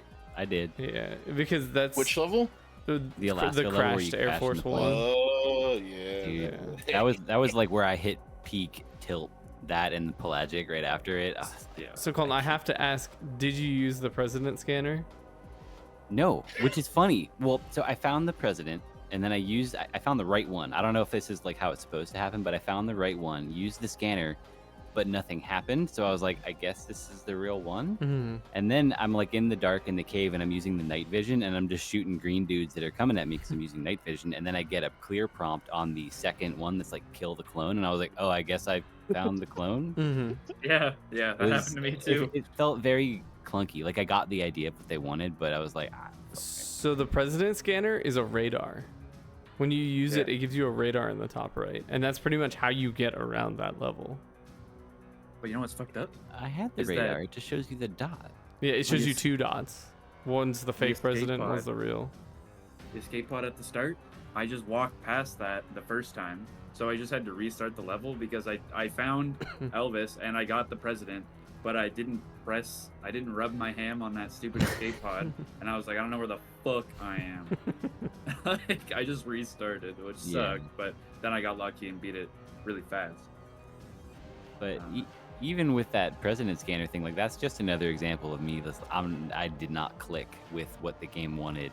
You know, like I misunderstood so much. You know, So I got an input, a visual input, or the lack of one, and made a connection. But it was really that it's the radar up in the top right. Mhm. You know. So one thing I always did, like, it's probably like from playing it as a kid. Whenever I got a new weapon, I always loved reading like the little info about it or like the spy gadget, like what it did.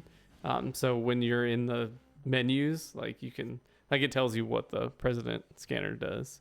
That's cool. I didn't know you could do that. Yeah, and I there's saw you do that in this recording. I was like, what? there's another level. I think it's earlier. You get it's called like R or like R finder or something, and it's just a radar for enemies. Yeah. So when you I use think- that, you kind of like it gives you a little bit of a hint what the president scanner is, especially when it says there's a fake president in one of the mission thing. Yeah, I just thought it was gonna be like a visual thing, like the infrared scanner or something. But that makes sense. It's not intuitive for sure.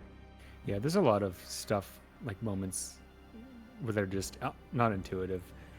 One that comes to mind is escaping Area 51 on the bike. Is it a bike? Hover bike? So, Oh my goodness, Chris, do dude, you know same there's thing. 2 Oh. ways to end that mission? I read something about it, but I didn't fully understand. So Jonathan says something like there's room for one, like Elvis says room for one, and Jonathan is like, I'll stay behind. But if you run before he does, Joanna says, no, I'll do it. You go, I'll take the hover bike.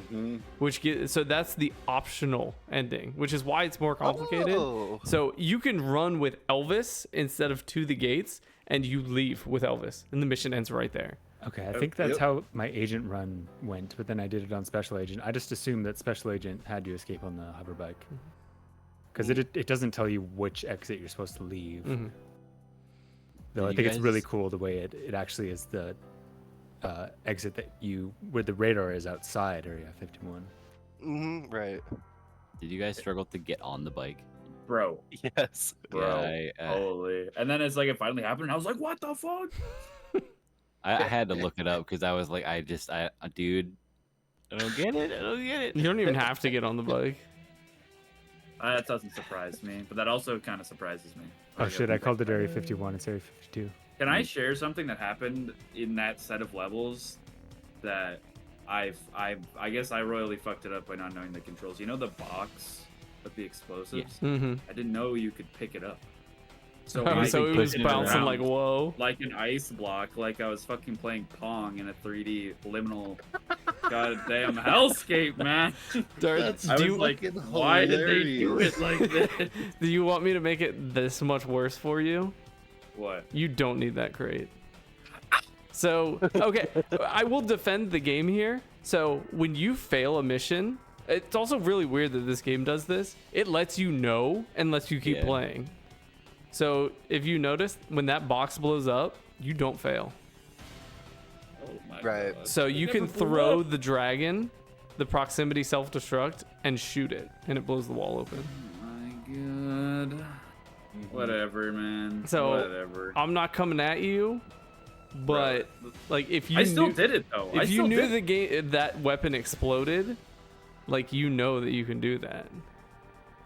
My man doesn't even know he grabbed the box. I He's not didn't ready to even think know. on that level. I didn't dude. know you could look at the weapon abilities. I don't even know if I found that fucking gun. Oh, you I just definitely used got a pistol dragon. like Colin said because it Yeah. auto aims way better. Yeah, the dragon you had to there, but I get your point. Dude, the laptop gun, it's like Oh, that thing was turned into an awesome. auto sentry. Like some of the guns are so freaking cool. Yeah, Oh, I agree. That part in Pelagic, like the yellow thing where there's all those dudes, I would open the door, throw the laptop gun on like the opposite wall, and just have it mow them down. I would pick it back up and go into the next room. I was like, "Fuck you." That's amazing. Yeah. The weapons and the gadgets did actually blow me away, and I think that if I was a kid playing this game, that would have I would have been just like slobbering over those things, man. Yeah, they're very cool. Super cool. Super cool. Oh, one Like I thing. think that- that's yeah. one of the things I did appreciate as a kid. One of the things I felt compelling was about this game was, ooh, look at this gun sees through walls, bro. Yeah, the Very guns cool. are That was really crazy. cool. So I want Too to bad ask I you only used guys. pistols. So when I play this game and like the controls, I use the C buttons a lot. Like the C buttons are how you actually control this guy. Like you can see me playing, like I'm staring at a wall. I'm clearly gaming really hard. But yeah, like I use the C buttons. How are the C buttons mapped on the Switch version? Isn't it just the right analog stick, Darth? Let me look at an N64 controller really quick. I'm sorry. They let you the up like pans the camera up or down depending on how you have the inversion, right? And then Mhm. left and right are strafe, right? Yeah. Yeah, that's just the right stick, which Okay. felt fine. Wait, left and right on the right stick or strafe? Left and right on the right stick are strafe because they were mapped as C buttons. And you Wait, what? you didn't change the controls or what? What? No, that's how I played it too. Oh, that's fucked up. No, I That's fucked the around with the default controls for controls. like an hour and a half until like it was not like that. I thought it Yeah, felt good. I was trying to make sure everybody was aware that you could change the controls because I figured controls were going to be a major issue for some people. Yeah, that's And why I didn't even think about they're it until used to now, it. like how they map it there. Because like using the C buttons and like the control stick made the the sensitivity when you're not aiming in this game is fucking outrageous. Yeah, it's Like you really can't not. hit anything, but when you're aiming, it's fine. And if you use the C buttons in conjunction like with the control stick in the N64 version, like it's fine. Like you can do it and it must be done. That's why I was like, wait a minute, I should ask you guys how that worked.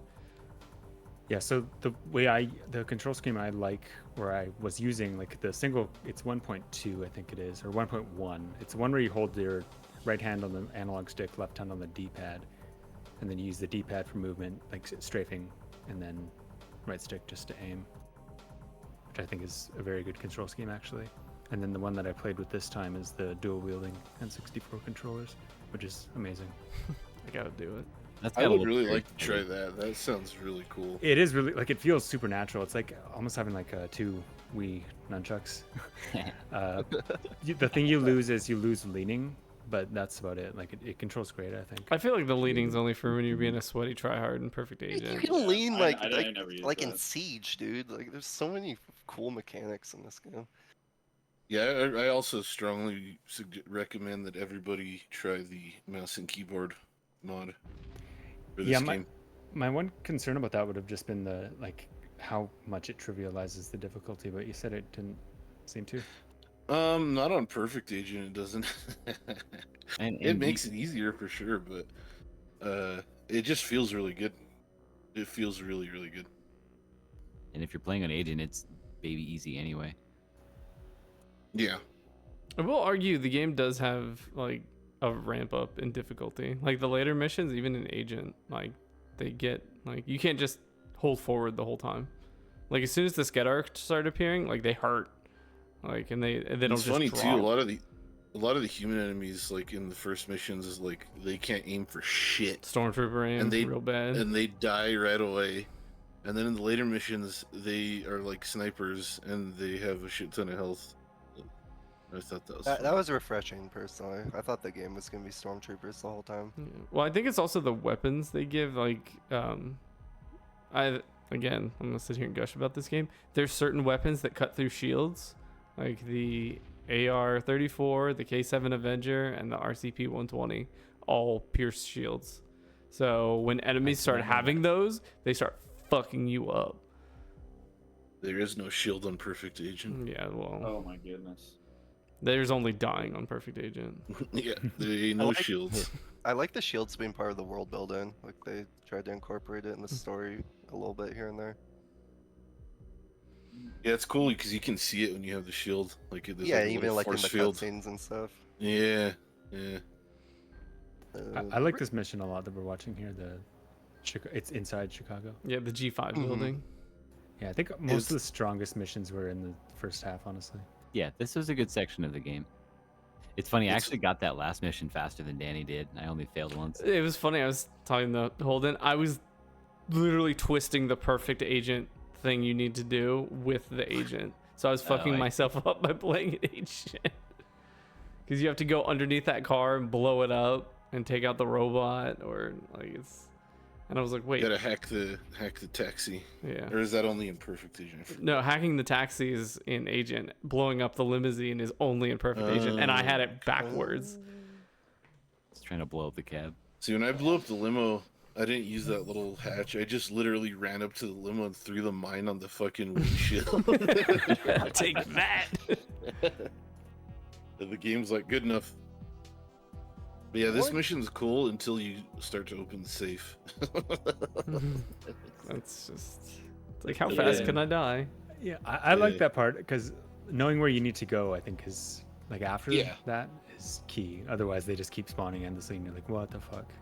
And it's And cool how you have to plant the mine on the previous mission Yeah. to free yourself from this mission. Yeah, it's funny because in that mission, when I was looking at those, I was like, these are doors. I'm like, no, they're not doors. That's where you come out of later. Yeah.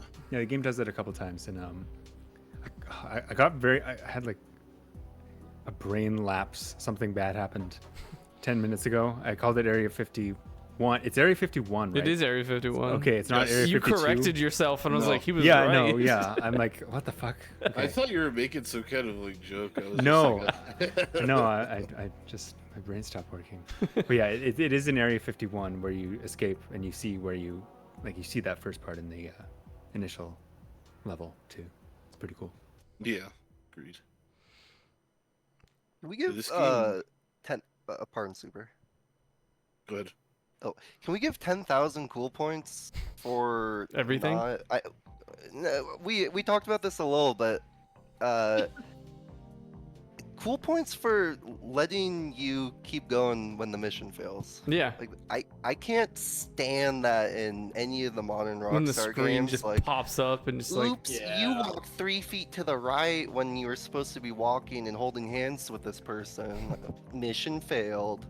And this, like, you can blow up Elvis and it'll be like, oops. yeah, well, sometimes there's some catharsis because it's like I had Elvis like get caught in a corner and just get mauled by 2 Skedar, and I'm like, okay, but I got to blow those Skedar away right after it happened, and then go on a rampage tour, and you can Yeah, you can actually explore the rest of the level too. So it's like you can learn what's in the level. Yeah, and that was actually the biggest part is I was like, oh, well, I'll at least get a feel of the layout now. There's something interesting. I think something interesting happened with that. I think there's some. Sometimes you can fail a mission, but that you can actually complete it after. Yes. I feel like that happened a few times in my co-op playthrough. I can't remember exactly when that was though. This part here that we're looking at, this cutscene secret meeting, I just think like this game, the way it tells its story is kind of funny because like it's obviously that this room, it's obviously this room's supposed to be full of a bunch of important people, and then this this guy in the red jacket comes in and he has a funny sounding voice and you're like, who the fuck is this guy? Like he starts talking to everyone like all with like authority and shit, and you're like, wait, what? Who are you? Like the only thing you know is like he's a big shot. Like that's it.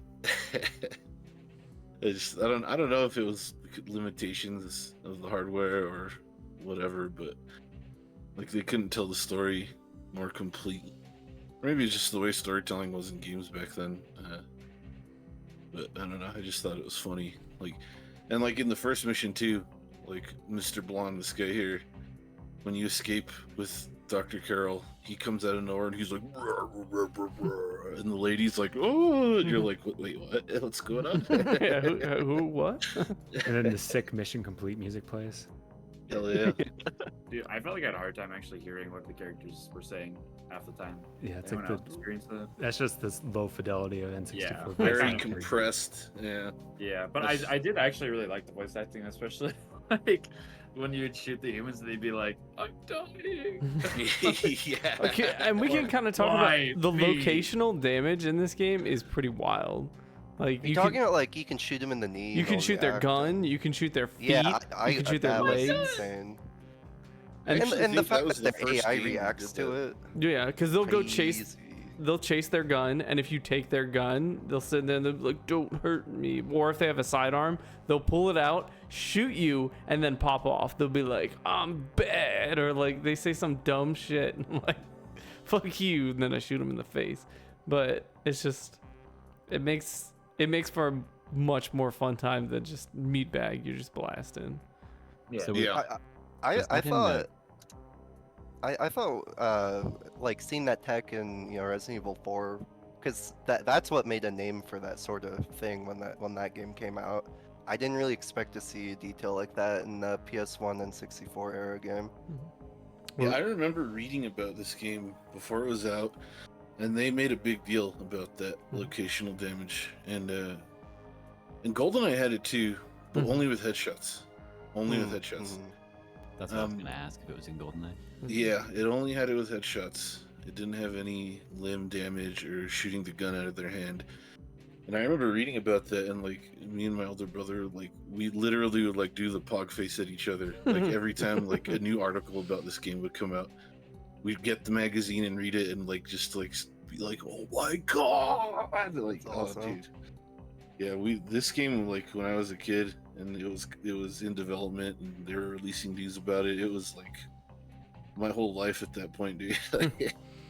I was just so hyped for this game. Then it came out, it delivered, and yeah, I love it. I love it so much. It's funny being able to shoot their guns. Sometimes when they have the larger rifles, it's hard not to hit the gun. It's like, would you Yeah, put that yeah. fucking gun away? I also like how when you're close to the enemy with the Falcon, Joanna turns it sideways. Yeah, she ganks her. And Rico so if you have both, she twists both of them. Yep. That's just such a cool little detail. Like it's just like a little extra attitude, you know. Speaking of extra details, one thing I thought was really cool. Holden, I hope you noticed. I'm keeping track. Let's see. So know how when you beat the missions, Chris sang the awesome like mission complete music. When you beat air quotes Carrington Institute, Joanna gets like knocked, like attacked by the Skedar and captured. Instead of the gray mission complete with the music, or excuse me, the green mission complete with the music, it's gray and the agent status says missing. And it I plays didn't like And it plays a different Yeah. like eerie Yeah, theme. it totally caught me off guard. Mhm. Yeah, I remember when I first saw that, I was like concerned. I was like, Yeah, "Is she missing. okay? I What's think happening?" I think it's pretty cool how that mission is framed as like you think it's the ending. Dude, the way it I opens up. fucking lost my shit because the way I played the game the first time was fucking around in the Carrington Institute. And then there It's was like a your home. mission in it, and I was like, "Oh my god, this is the That's place!" awesome. That one mission is stressful because there's like multiple timed components. to Mhm. it. Yes. And it makes you feel like your home is being attacked. And it gives you like that little extra emotional encouragement to fuck up the intruders. Yeah, You know? Skedar literally Mhm. busts in the door. One thing I don't like, and I'm like, come on, they could have.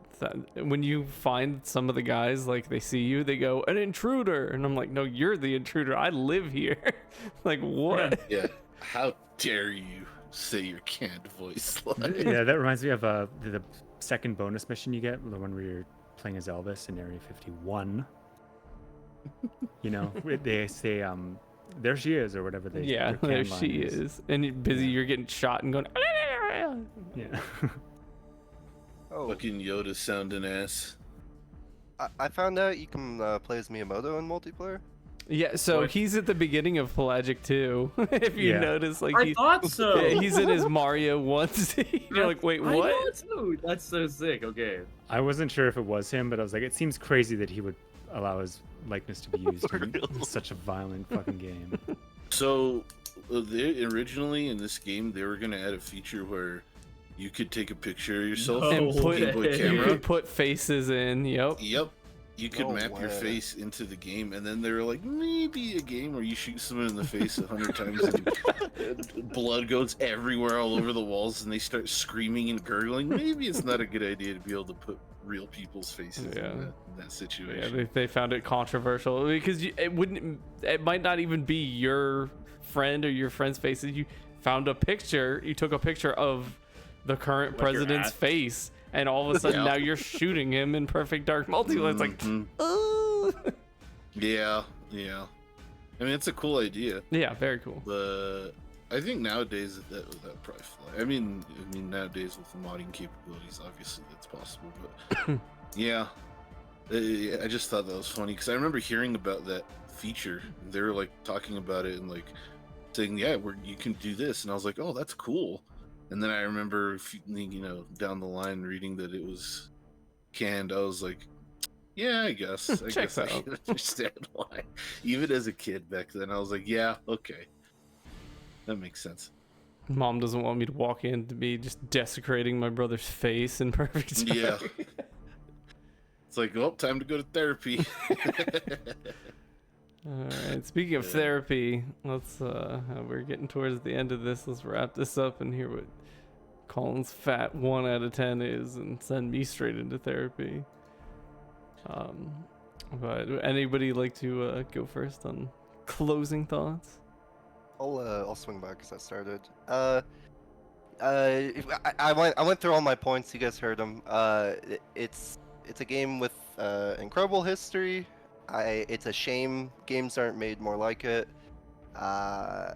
It had its shortcomings that I think the FPS, all the controls, all that stuff we went over. Yeah, they're an issue, but all that aside, I would give this game an objective 7.25. I enjoyed it a lot. Subjectively, I think it's great. I think it has a great place in history. I think it has shown its age quite a bit, though. Fair. Yeah, but hold on. New cheat available, Small Joe.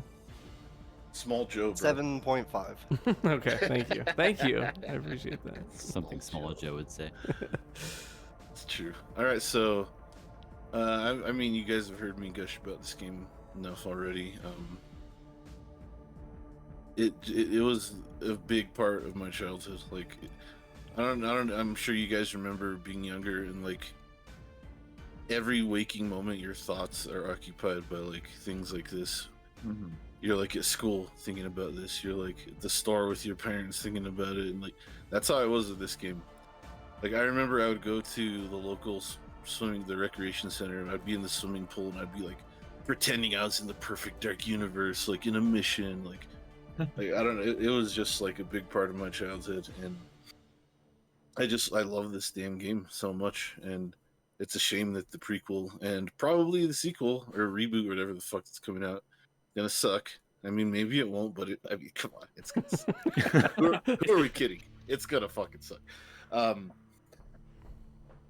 I would give this game, if I had to give it a score, an 8.5 out of 10.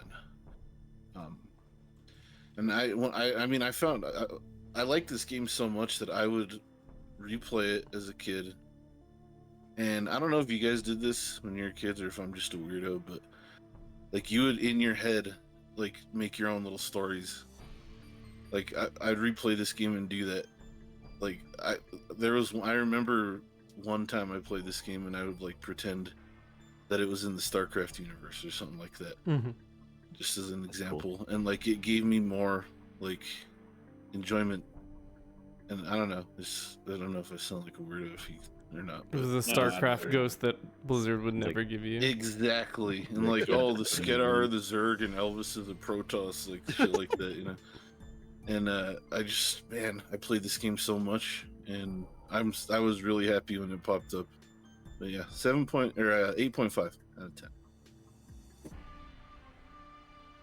I have a brief anecdote just related to that. So you said you were like would be in the pool and thinking you're in the Perfect Dark universe, like doing spy shit or whatever. So I had a similar experience where like my games that I did that with were like Square's RPGs because I was born and raised a weeb, hands up, right? Woo. So I was doing like flag football indoor or something when I was in like third or fourth grade, and you know when in Chrono Trigger, like Chrono's like battle stance, he got his sword like kind of down and to the left. Mm-hmm. He's kind of moving left to right. I'm sitting at the like we're getting ready to do some like sprints or something, just something very basic, and I'm sitting there at the start line for the sprints, and I'm doing this little thing, and the kid next to me looks at me, he goes, "What are you doing? What's wrong with you?" Oh, I will never forget that moment. of dude, pure that's embarrassment. so relatable. Oh my god. Darth recalling his first Naruto run. Oh, dude, no, never. At least, thank fucking god. I remember one time, so I know we're going on a tangent here, but I was probably in third grade, I think, and I was play fighting with like a couple of my friends, and I was trying to do reuse fighting stance. And some of my other friends walked up and they saw us and they're like, "What are you doing?" Like, "Oh, I'm fighting." Listen, this is how you Oh, fight. no, I'm kid. about to throw a fireball. Dude, these are life-altering moments. I swear. Yeah. When I realized what it meant to be a gamer. Okay. Yeah, gamer TM. Darth is No wearing shame, his shirt. no shame. It says, "Oh, those cringy shirts. They're like, oh god, that say something about like you were born with a rattle. I was born with an NES controller." I'm like, oh god. Yeah. Oh god. Okay, I'll go next. So Wait, we didn't get a Colin score. No, I that thought he was just going on. No, yeah, was just Colin was just saying tangent. something. Do you want to go next, Colin? yeah. Please go ahead. Okay. Yeah. So, like, I respect what this game did for the time that it came out, which I say about pretty much every single book club game I'm starting to see. But I found it really, really frustrating pretty much as often as I found it fun and engaging. And typically, even when even when it's like a 20-80 split, I just don't like the game. Maybe I'm a Gen Z gamer, okay? So I'm gonna give it a 4 out of 10 based on how much I enjoyed it. And More than Faxanadu, let the record hold. yeah, honestly, I Awesome actually, game. and I don't even think that that's wrong. I think I enjoyed it like as much as Faxanadu. I'm not gonna lie with you. At least, dude, like I'm serious. I found it No. that frustrating. No, I I'm not. really found it frustrating. I'm sorry, like that's involuntary laughter. I'm not saying it's wrong or weird it, or whack. it feels wrong. It feels wrong, but it feels so right. Because I mean, that's why we do this, because we have different opinions, different views, and that's what makes it cool, right? Mhm. I was just screaming. I Right. was honestly screaming much more than I was smiling. And there's still a lot of cool shit, obviously, and really good music. But yeah, 4 out of 10 based on how much I enjoyed the overall experience. Badass. I know Chris? you were just trying to hurt me, Darth. I can go next. No. A 6 out of 10 for Final Fantasy Tactics is fucked up though. That's it. We're getting personal now. Go ahead, Chris. Well, first of all, I think we kind of glossed over the fact that Grant Kirkhope wrote this soundtrack. Yes, and he shout out did. to him for not writing a hamburger soundtrack. for the first Weirdly time. enough, there is actually, I think this level, Area 51 is a little hamburger. There was like a little hint of hamburger at some point. Was it this level? It's this level. Yeah, no, yeah, you're right. It is you're right. 100% You're this totally right. level. What part of the song is that? I don't remember It's like the- hamburger. As soon as it Some- starts, it's a little hamburgery, and you're like, ooh. It's like got the Banjo-Kazooie xylophone or something. I'm gonna have to go back and listen to it. But yeah, I think I said most of what I had to say about this game. I fucking love it. I think it's super special, and there's nothing else like it, which is a real shame. I wish more games had learned from this and less from Halo. I think it still controls great and everything. I think it looks great, controls great. I'll give it a perfect dark out of 2 dual wielded N64 controllers. I respect that rating. Nice. Like it. All right, Colin, how are we going to do this? Do we want to end on a praise or do we want to end on the line? I'll go first because I think it deserves to go out on a high note. It took me a sec to get to it because I was rating Chris's narrative of a score there. I have already. You guys have been very gracious listening to me bash on a game that the majority of us really like. My objective score, and this sounds very like tit for tat. I promise it's not, but I'm just gonna give it a 6 because like I know that I don't know. It's good enough to deserve that. I didn't have that experience, but I want to be a little fair, you know. I just fuck this game. Sorry. Yeah. I'm sticking with a personal enjoyment of a 1. I really, really just had a bad time, real bad time. I would have rather played any other game. I would have rather, like on our list, I would have rather played Crusader of Senti with my feet. I would have rather. Dracula X. Oh yeah, dude, give me Dracula X 6 times in a row over this game. Just, it got to me, dude. It's No, I get it. I get it. I was trying. My like dance metaphor was a little weird, but let me give a simpler one that occurred to me after I fucked that up. It's like if you're in like a math class or some class you're not good at. Mine was math. I suck at math. It's like if I was in a math class and I am trying really hard to get it, whatever the thing we're trying to learn is, and I just can't get it. And every time I try, I get it wrong, and I am like doing whatever I can do to try to like make it work, and I'm just getting it wrong every time, and that's how it felt playing this game. It just was very like frustrating, sort of demoralizing, like man, you know. So that's good. That's kind of how it felt, you know. That's a good it's a good comparison because I also am bad at math and I totally understand that feeling. Yeah, dude, it's the worst. You're like, why do I even fucking bother? Why am I here? Yeah. So, but like I said, I love the music. I always love hearing like Chris and Holden. I mean, we all talk about it, right? But Chris and Holden, I think you guys see, like you talked about the color palette and talking about the windows, Holden, and just you register that stuff on a higher intellectual level than I do, like a higher observational level, and I think that's awesome to hear. So that kind of, you know, I'm appreciating more of that as a result of that of this conversation, which is why I'm so glad we do it. So that kind of stuff is why I'm trying to give it a softball 6 and not just like totally dunk on it, because I don't think it deserves that. You know, I looked at some sort of like contemporary reviews from the time, and people were giving it like 100 out of 100. You know, Yeah, Oh, I wow. mean, it may not be that good. it's but funny. Like this really game good. is like when you like go back to those reviews, a lot of people say this is one of the greatest games of all time. So it's weird to see it like kind of, I guess, age more poorly than I even personally thought. Yeah, I was a and- little bitch. I'm sorry.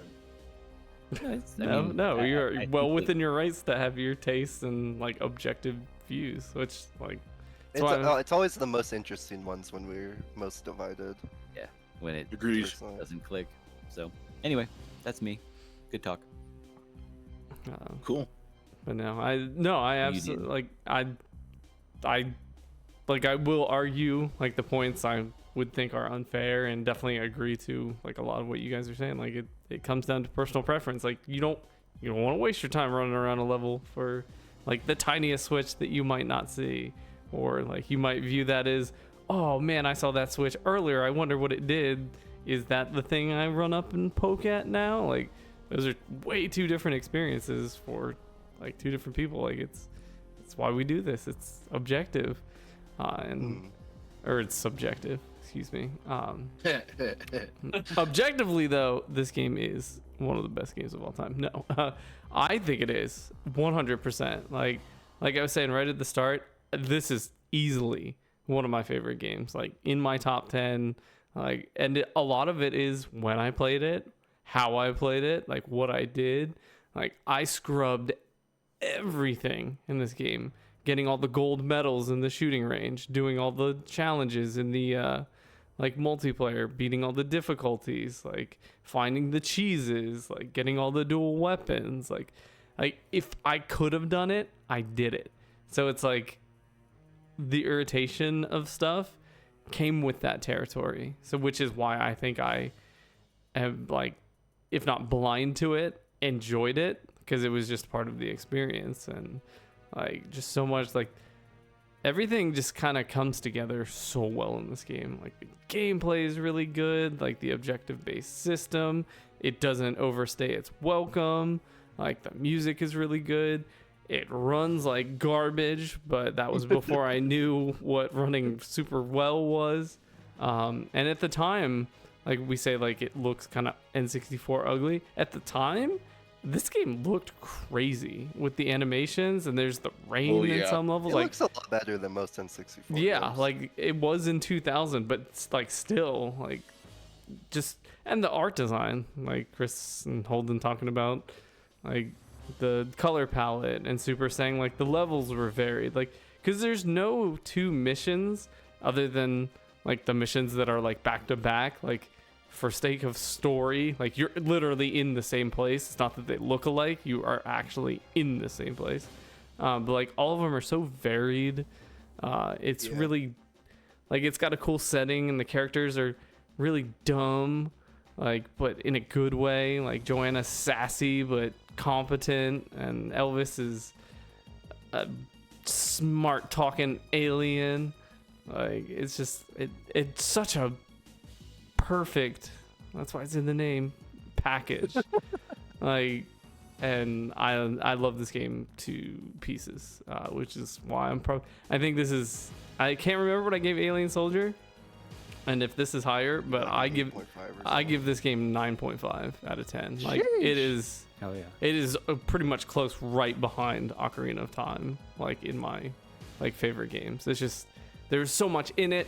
I love doing everything it had to offer, and coming back to it, like doing this, like it feels just as fun every time I play it. Like it never gets less fun. Agreed. Especially with aim like that. One thing I wanted to say, just a little tidbit. I have a very distinct and vivid memory of coming home when we got this game, when it came out, and opening it and putting it in the 64 and turning it on. And when you start the very first mission on the rooftop, and you hear the music kick in, dun dun dun dun dun, and like you see like just the whole package, the way it looks, the way it sounds, it was like mind blowing at the time. Because like I think Danny said, or maybe Holden said, like I'm sure at the time this game was like amazing looking, and it was. Like, cause I remember like sitting there and just being completely blown away by the very first moments of the first mission. Yeah, just wanted to throw that in there. Also, you talking about that, I feel like not a lot of N64 games did cutscenes. This game does really cool cutscenes. Like that first mission, that one, it runs not great, but like a lot of like the set pieces and stuff. And one thing in the Skedar ship when you're in space, one really cool thing, like so small and just insignificant in those, like, I guess you'd call them like living quarters areas of the Skedar ship, you can open the windows out into space and just look into space. Like, yeah, that's cool. That didn't have to be there, but you can, and it's really cool. That's awesome. So it's just, yeah, I appreciate that this game appreciated, you know, there being stuff. Because now that we're in the day and age of fucking DLC, on disc DLC, day one DLC, and garbage, like this game was the full package. If you had an N64 expansion pack, that is. Because there was so much stuff. There were cheats. There was the gun range, the multiplayer, like the multiplayer challenges, co-op mode, counter-operative mode, a bunch of difficulties. Like there was just fucking stuff. Like, and I guess that's probably why me and Super have this like fixation with it that like there was just you just had so much more to do. You couldn't stop thinking about what you were gonna do when you started playing Perfect Dark. Yeah. But yeah, I knew this episode was just gonna be me fucking gushing about this game because I fucking love this game. But I'm also glad to hear the opposite side of like I can't sit here with my rose tinted glasses. There are definitively like not great things about the game, and that's true. Like I can't argue that, and that's why we're here. One bad thing about this game is the mag sec 4. Worst gun ever. Not when you have two of them and you just dump, but when you have one of them, it sucks. It's the most inaccurate gun of all time. It's so bad, dude. Yeah, but when you have two, then their bullets are flying everywhere. True, yeah, it's true. Danny, did you know? Anyways. Oh, sorry, we're just gonna keep going off on tangents here. But you know, there's like if you walk from a certain like a complete diagonal from that little hill on the left here, you can cross it without blowing off any mines. So, is there a way to know that there are landmines or whatever Threat there? detector on one of the guns. That's how I found The K7 'Cause Avenger. I just walked up in there and was like, "Ooh, what's this in there?" Yeah, no, and I just blew up the blew up. first time. And I was like, Yeah, the K7 Avengers threat detector mode will. so that's I never could figure out what that did. That's Yeah. good. Now I It'll know. show you if an I enemy also- throws a dragon at you. I hate it when my enemies throw dragons at me. That's a funny thing to say. I also think though that they tell you that there's a minefield somewhere, like in the briefing. I could be wrong. I could be misremembering. Oh, I'm it sure. might. I think when like because you don't have to destroy the. This is where you get the dual mag sex from this guy. He's got to open the door. But the briefing does say I think that there's a rocket launcher and it's like in a minefield or something. Look at this! Look at this Yeah. dumping.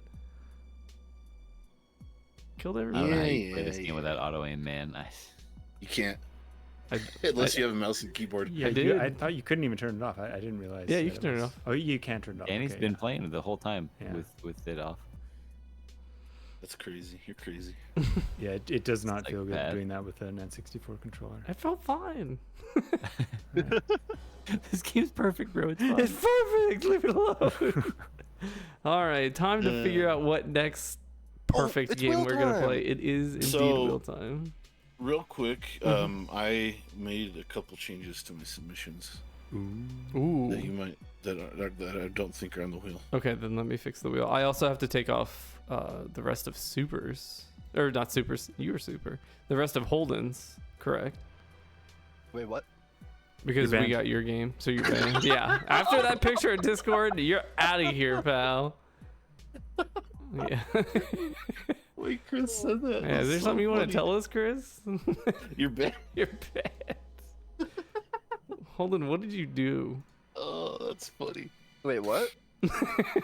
You're banned. You're not banned. No, I know, but I don't even. Did I put any more games? No. So because we got your game, I think that takes you off until we cycle Oh, again. yeah. Gotcha. Which right now it looks like it's Ape Escape and Tenchu. Mm-hmm. So those are going. Both are off. games. Both are Those are definitely games. video games. Oh man, there's one game I really hope we get, but I can't say because video games. Oops, Simon's Quest. I accidentally took Resident Evil 1 off. What, Super? Why is that shocking to you? I swallowed a fly. Okay. Ape Escape and Tenchu. Okay. There's that off. And Super, what are your new submissions? Rystar and Dragon Quest, Dragon Quest. Monsters, Rocket Slap.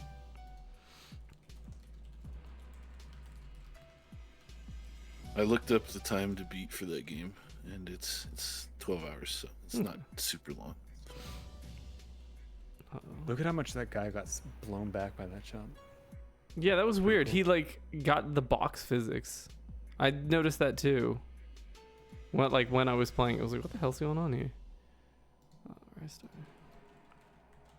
Didn't you stream Rystar Super? Or was that I somebody didn't beat else? it. Okay, I didn't beat it. I was like, I know I watched somebody play Rystar. Yeah, I didn't beat it, but I did stream a little bit of it. All right. This wheel is now set up so we can get Simon's Quest and just get this over with. No, I'm just kidding. Just pick it. Just pick it.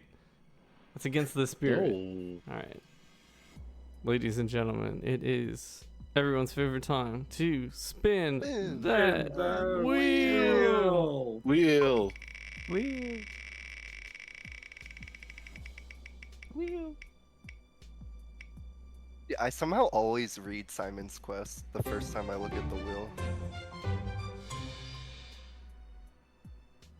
What the hell is What's this this? shit?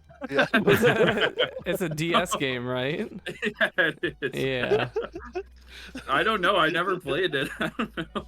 Aaron's I fault. played the sequel. It's like a fever dream, so I'm like, okay, let's play this game. So I this was like, all my games are too popular, so this is really funny because the game I was saying I wanted to play was Lost Kingdoms because it's GameCube month for the stream. So I thought that would have been fitting. And the fact that it came that close to it is really funny to me. But it did not hit that. And we are playing Drawn to Life for the Nintendo go. DS. I know This is gonna be interesting. one thing about this game that I don't know is real or not. I guess two things. It's on the DS, and one thing that I don't know. And it sounds interesting if what I know is true, but that we will have to find out. I will just say, definitely, I think there will be a lot of fun in sharing images from each other's games. So just prepare for yourselves to do that, maybe. That sounds great. So this is an opinion. It's more of a question. Is this like a Scribblenauts type jam? No. Okay, that was my question. I'm trying Yeah, I to- have no idea what this is. Yeah, that's what Yeah, so we'll just have to experience it and see how it goes. I don't know. I never played it, so we'll have to The just big say 5-0 bitches. The big 5-0 bitches. That's the way to go out.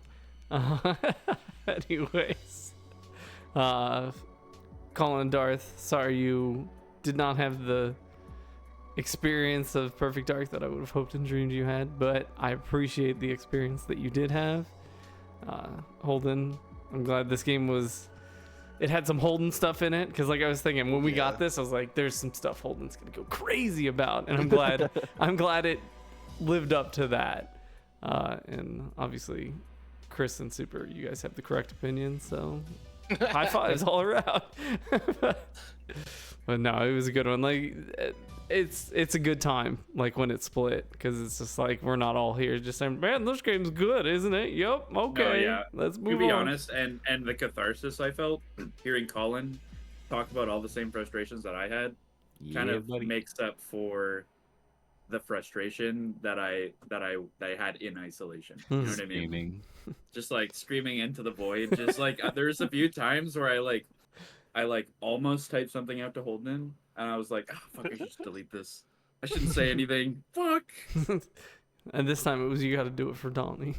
Yeah, I know. I was like, fuck, I can't.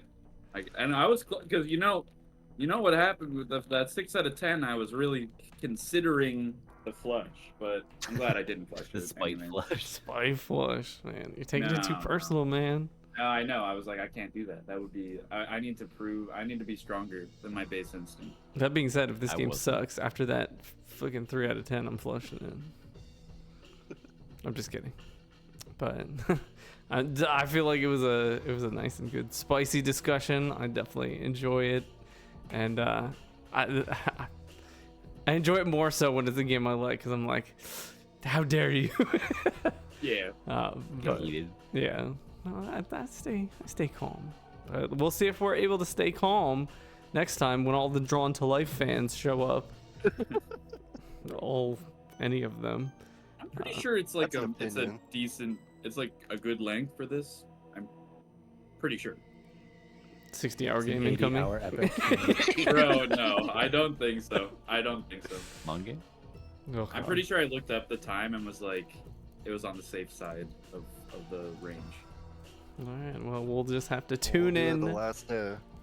next month to find out how many of these 80 hours Darth has committed us to. We will enjoy. But Colin, Holden, Super, good to have you back.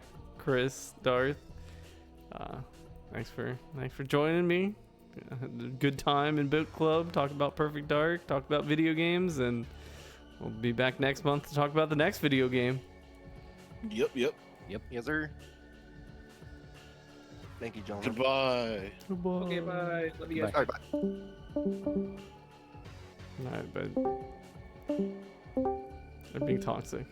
You heard it here. Next month, September's game, Drawn to Life for the Nintendo DS for Seriously Casual, episode 18.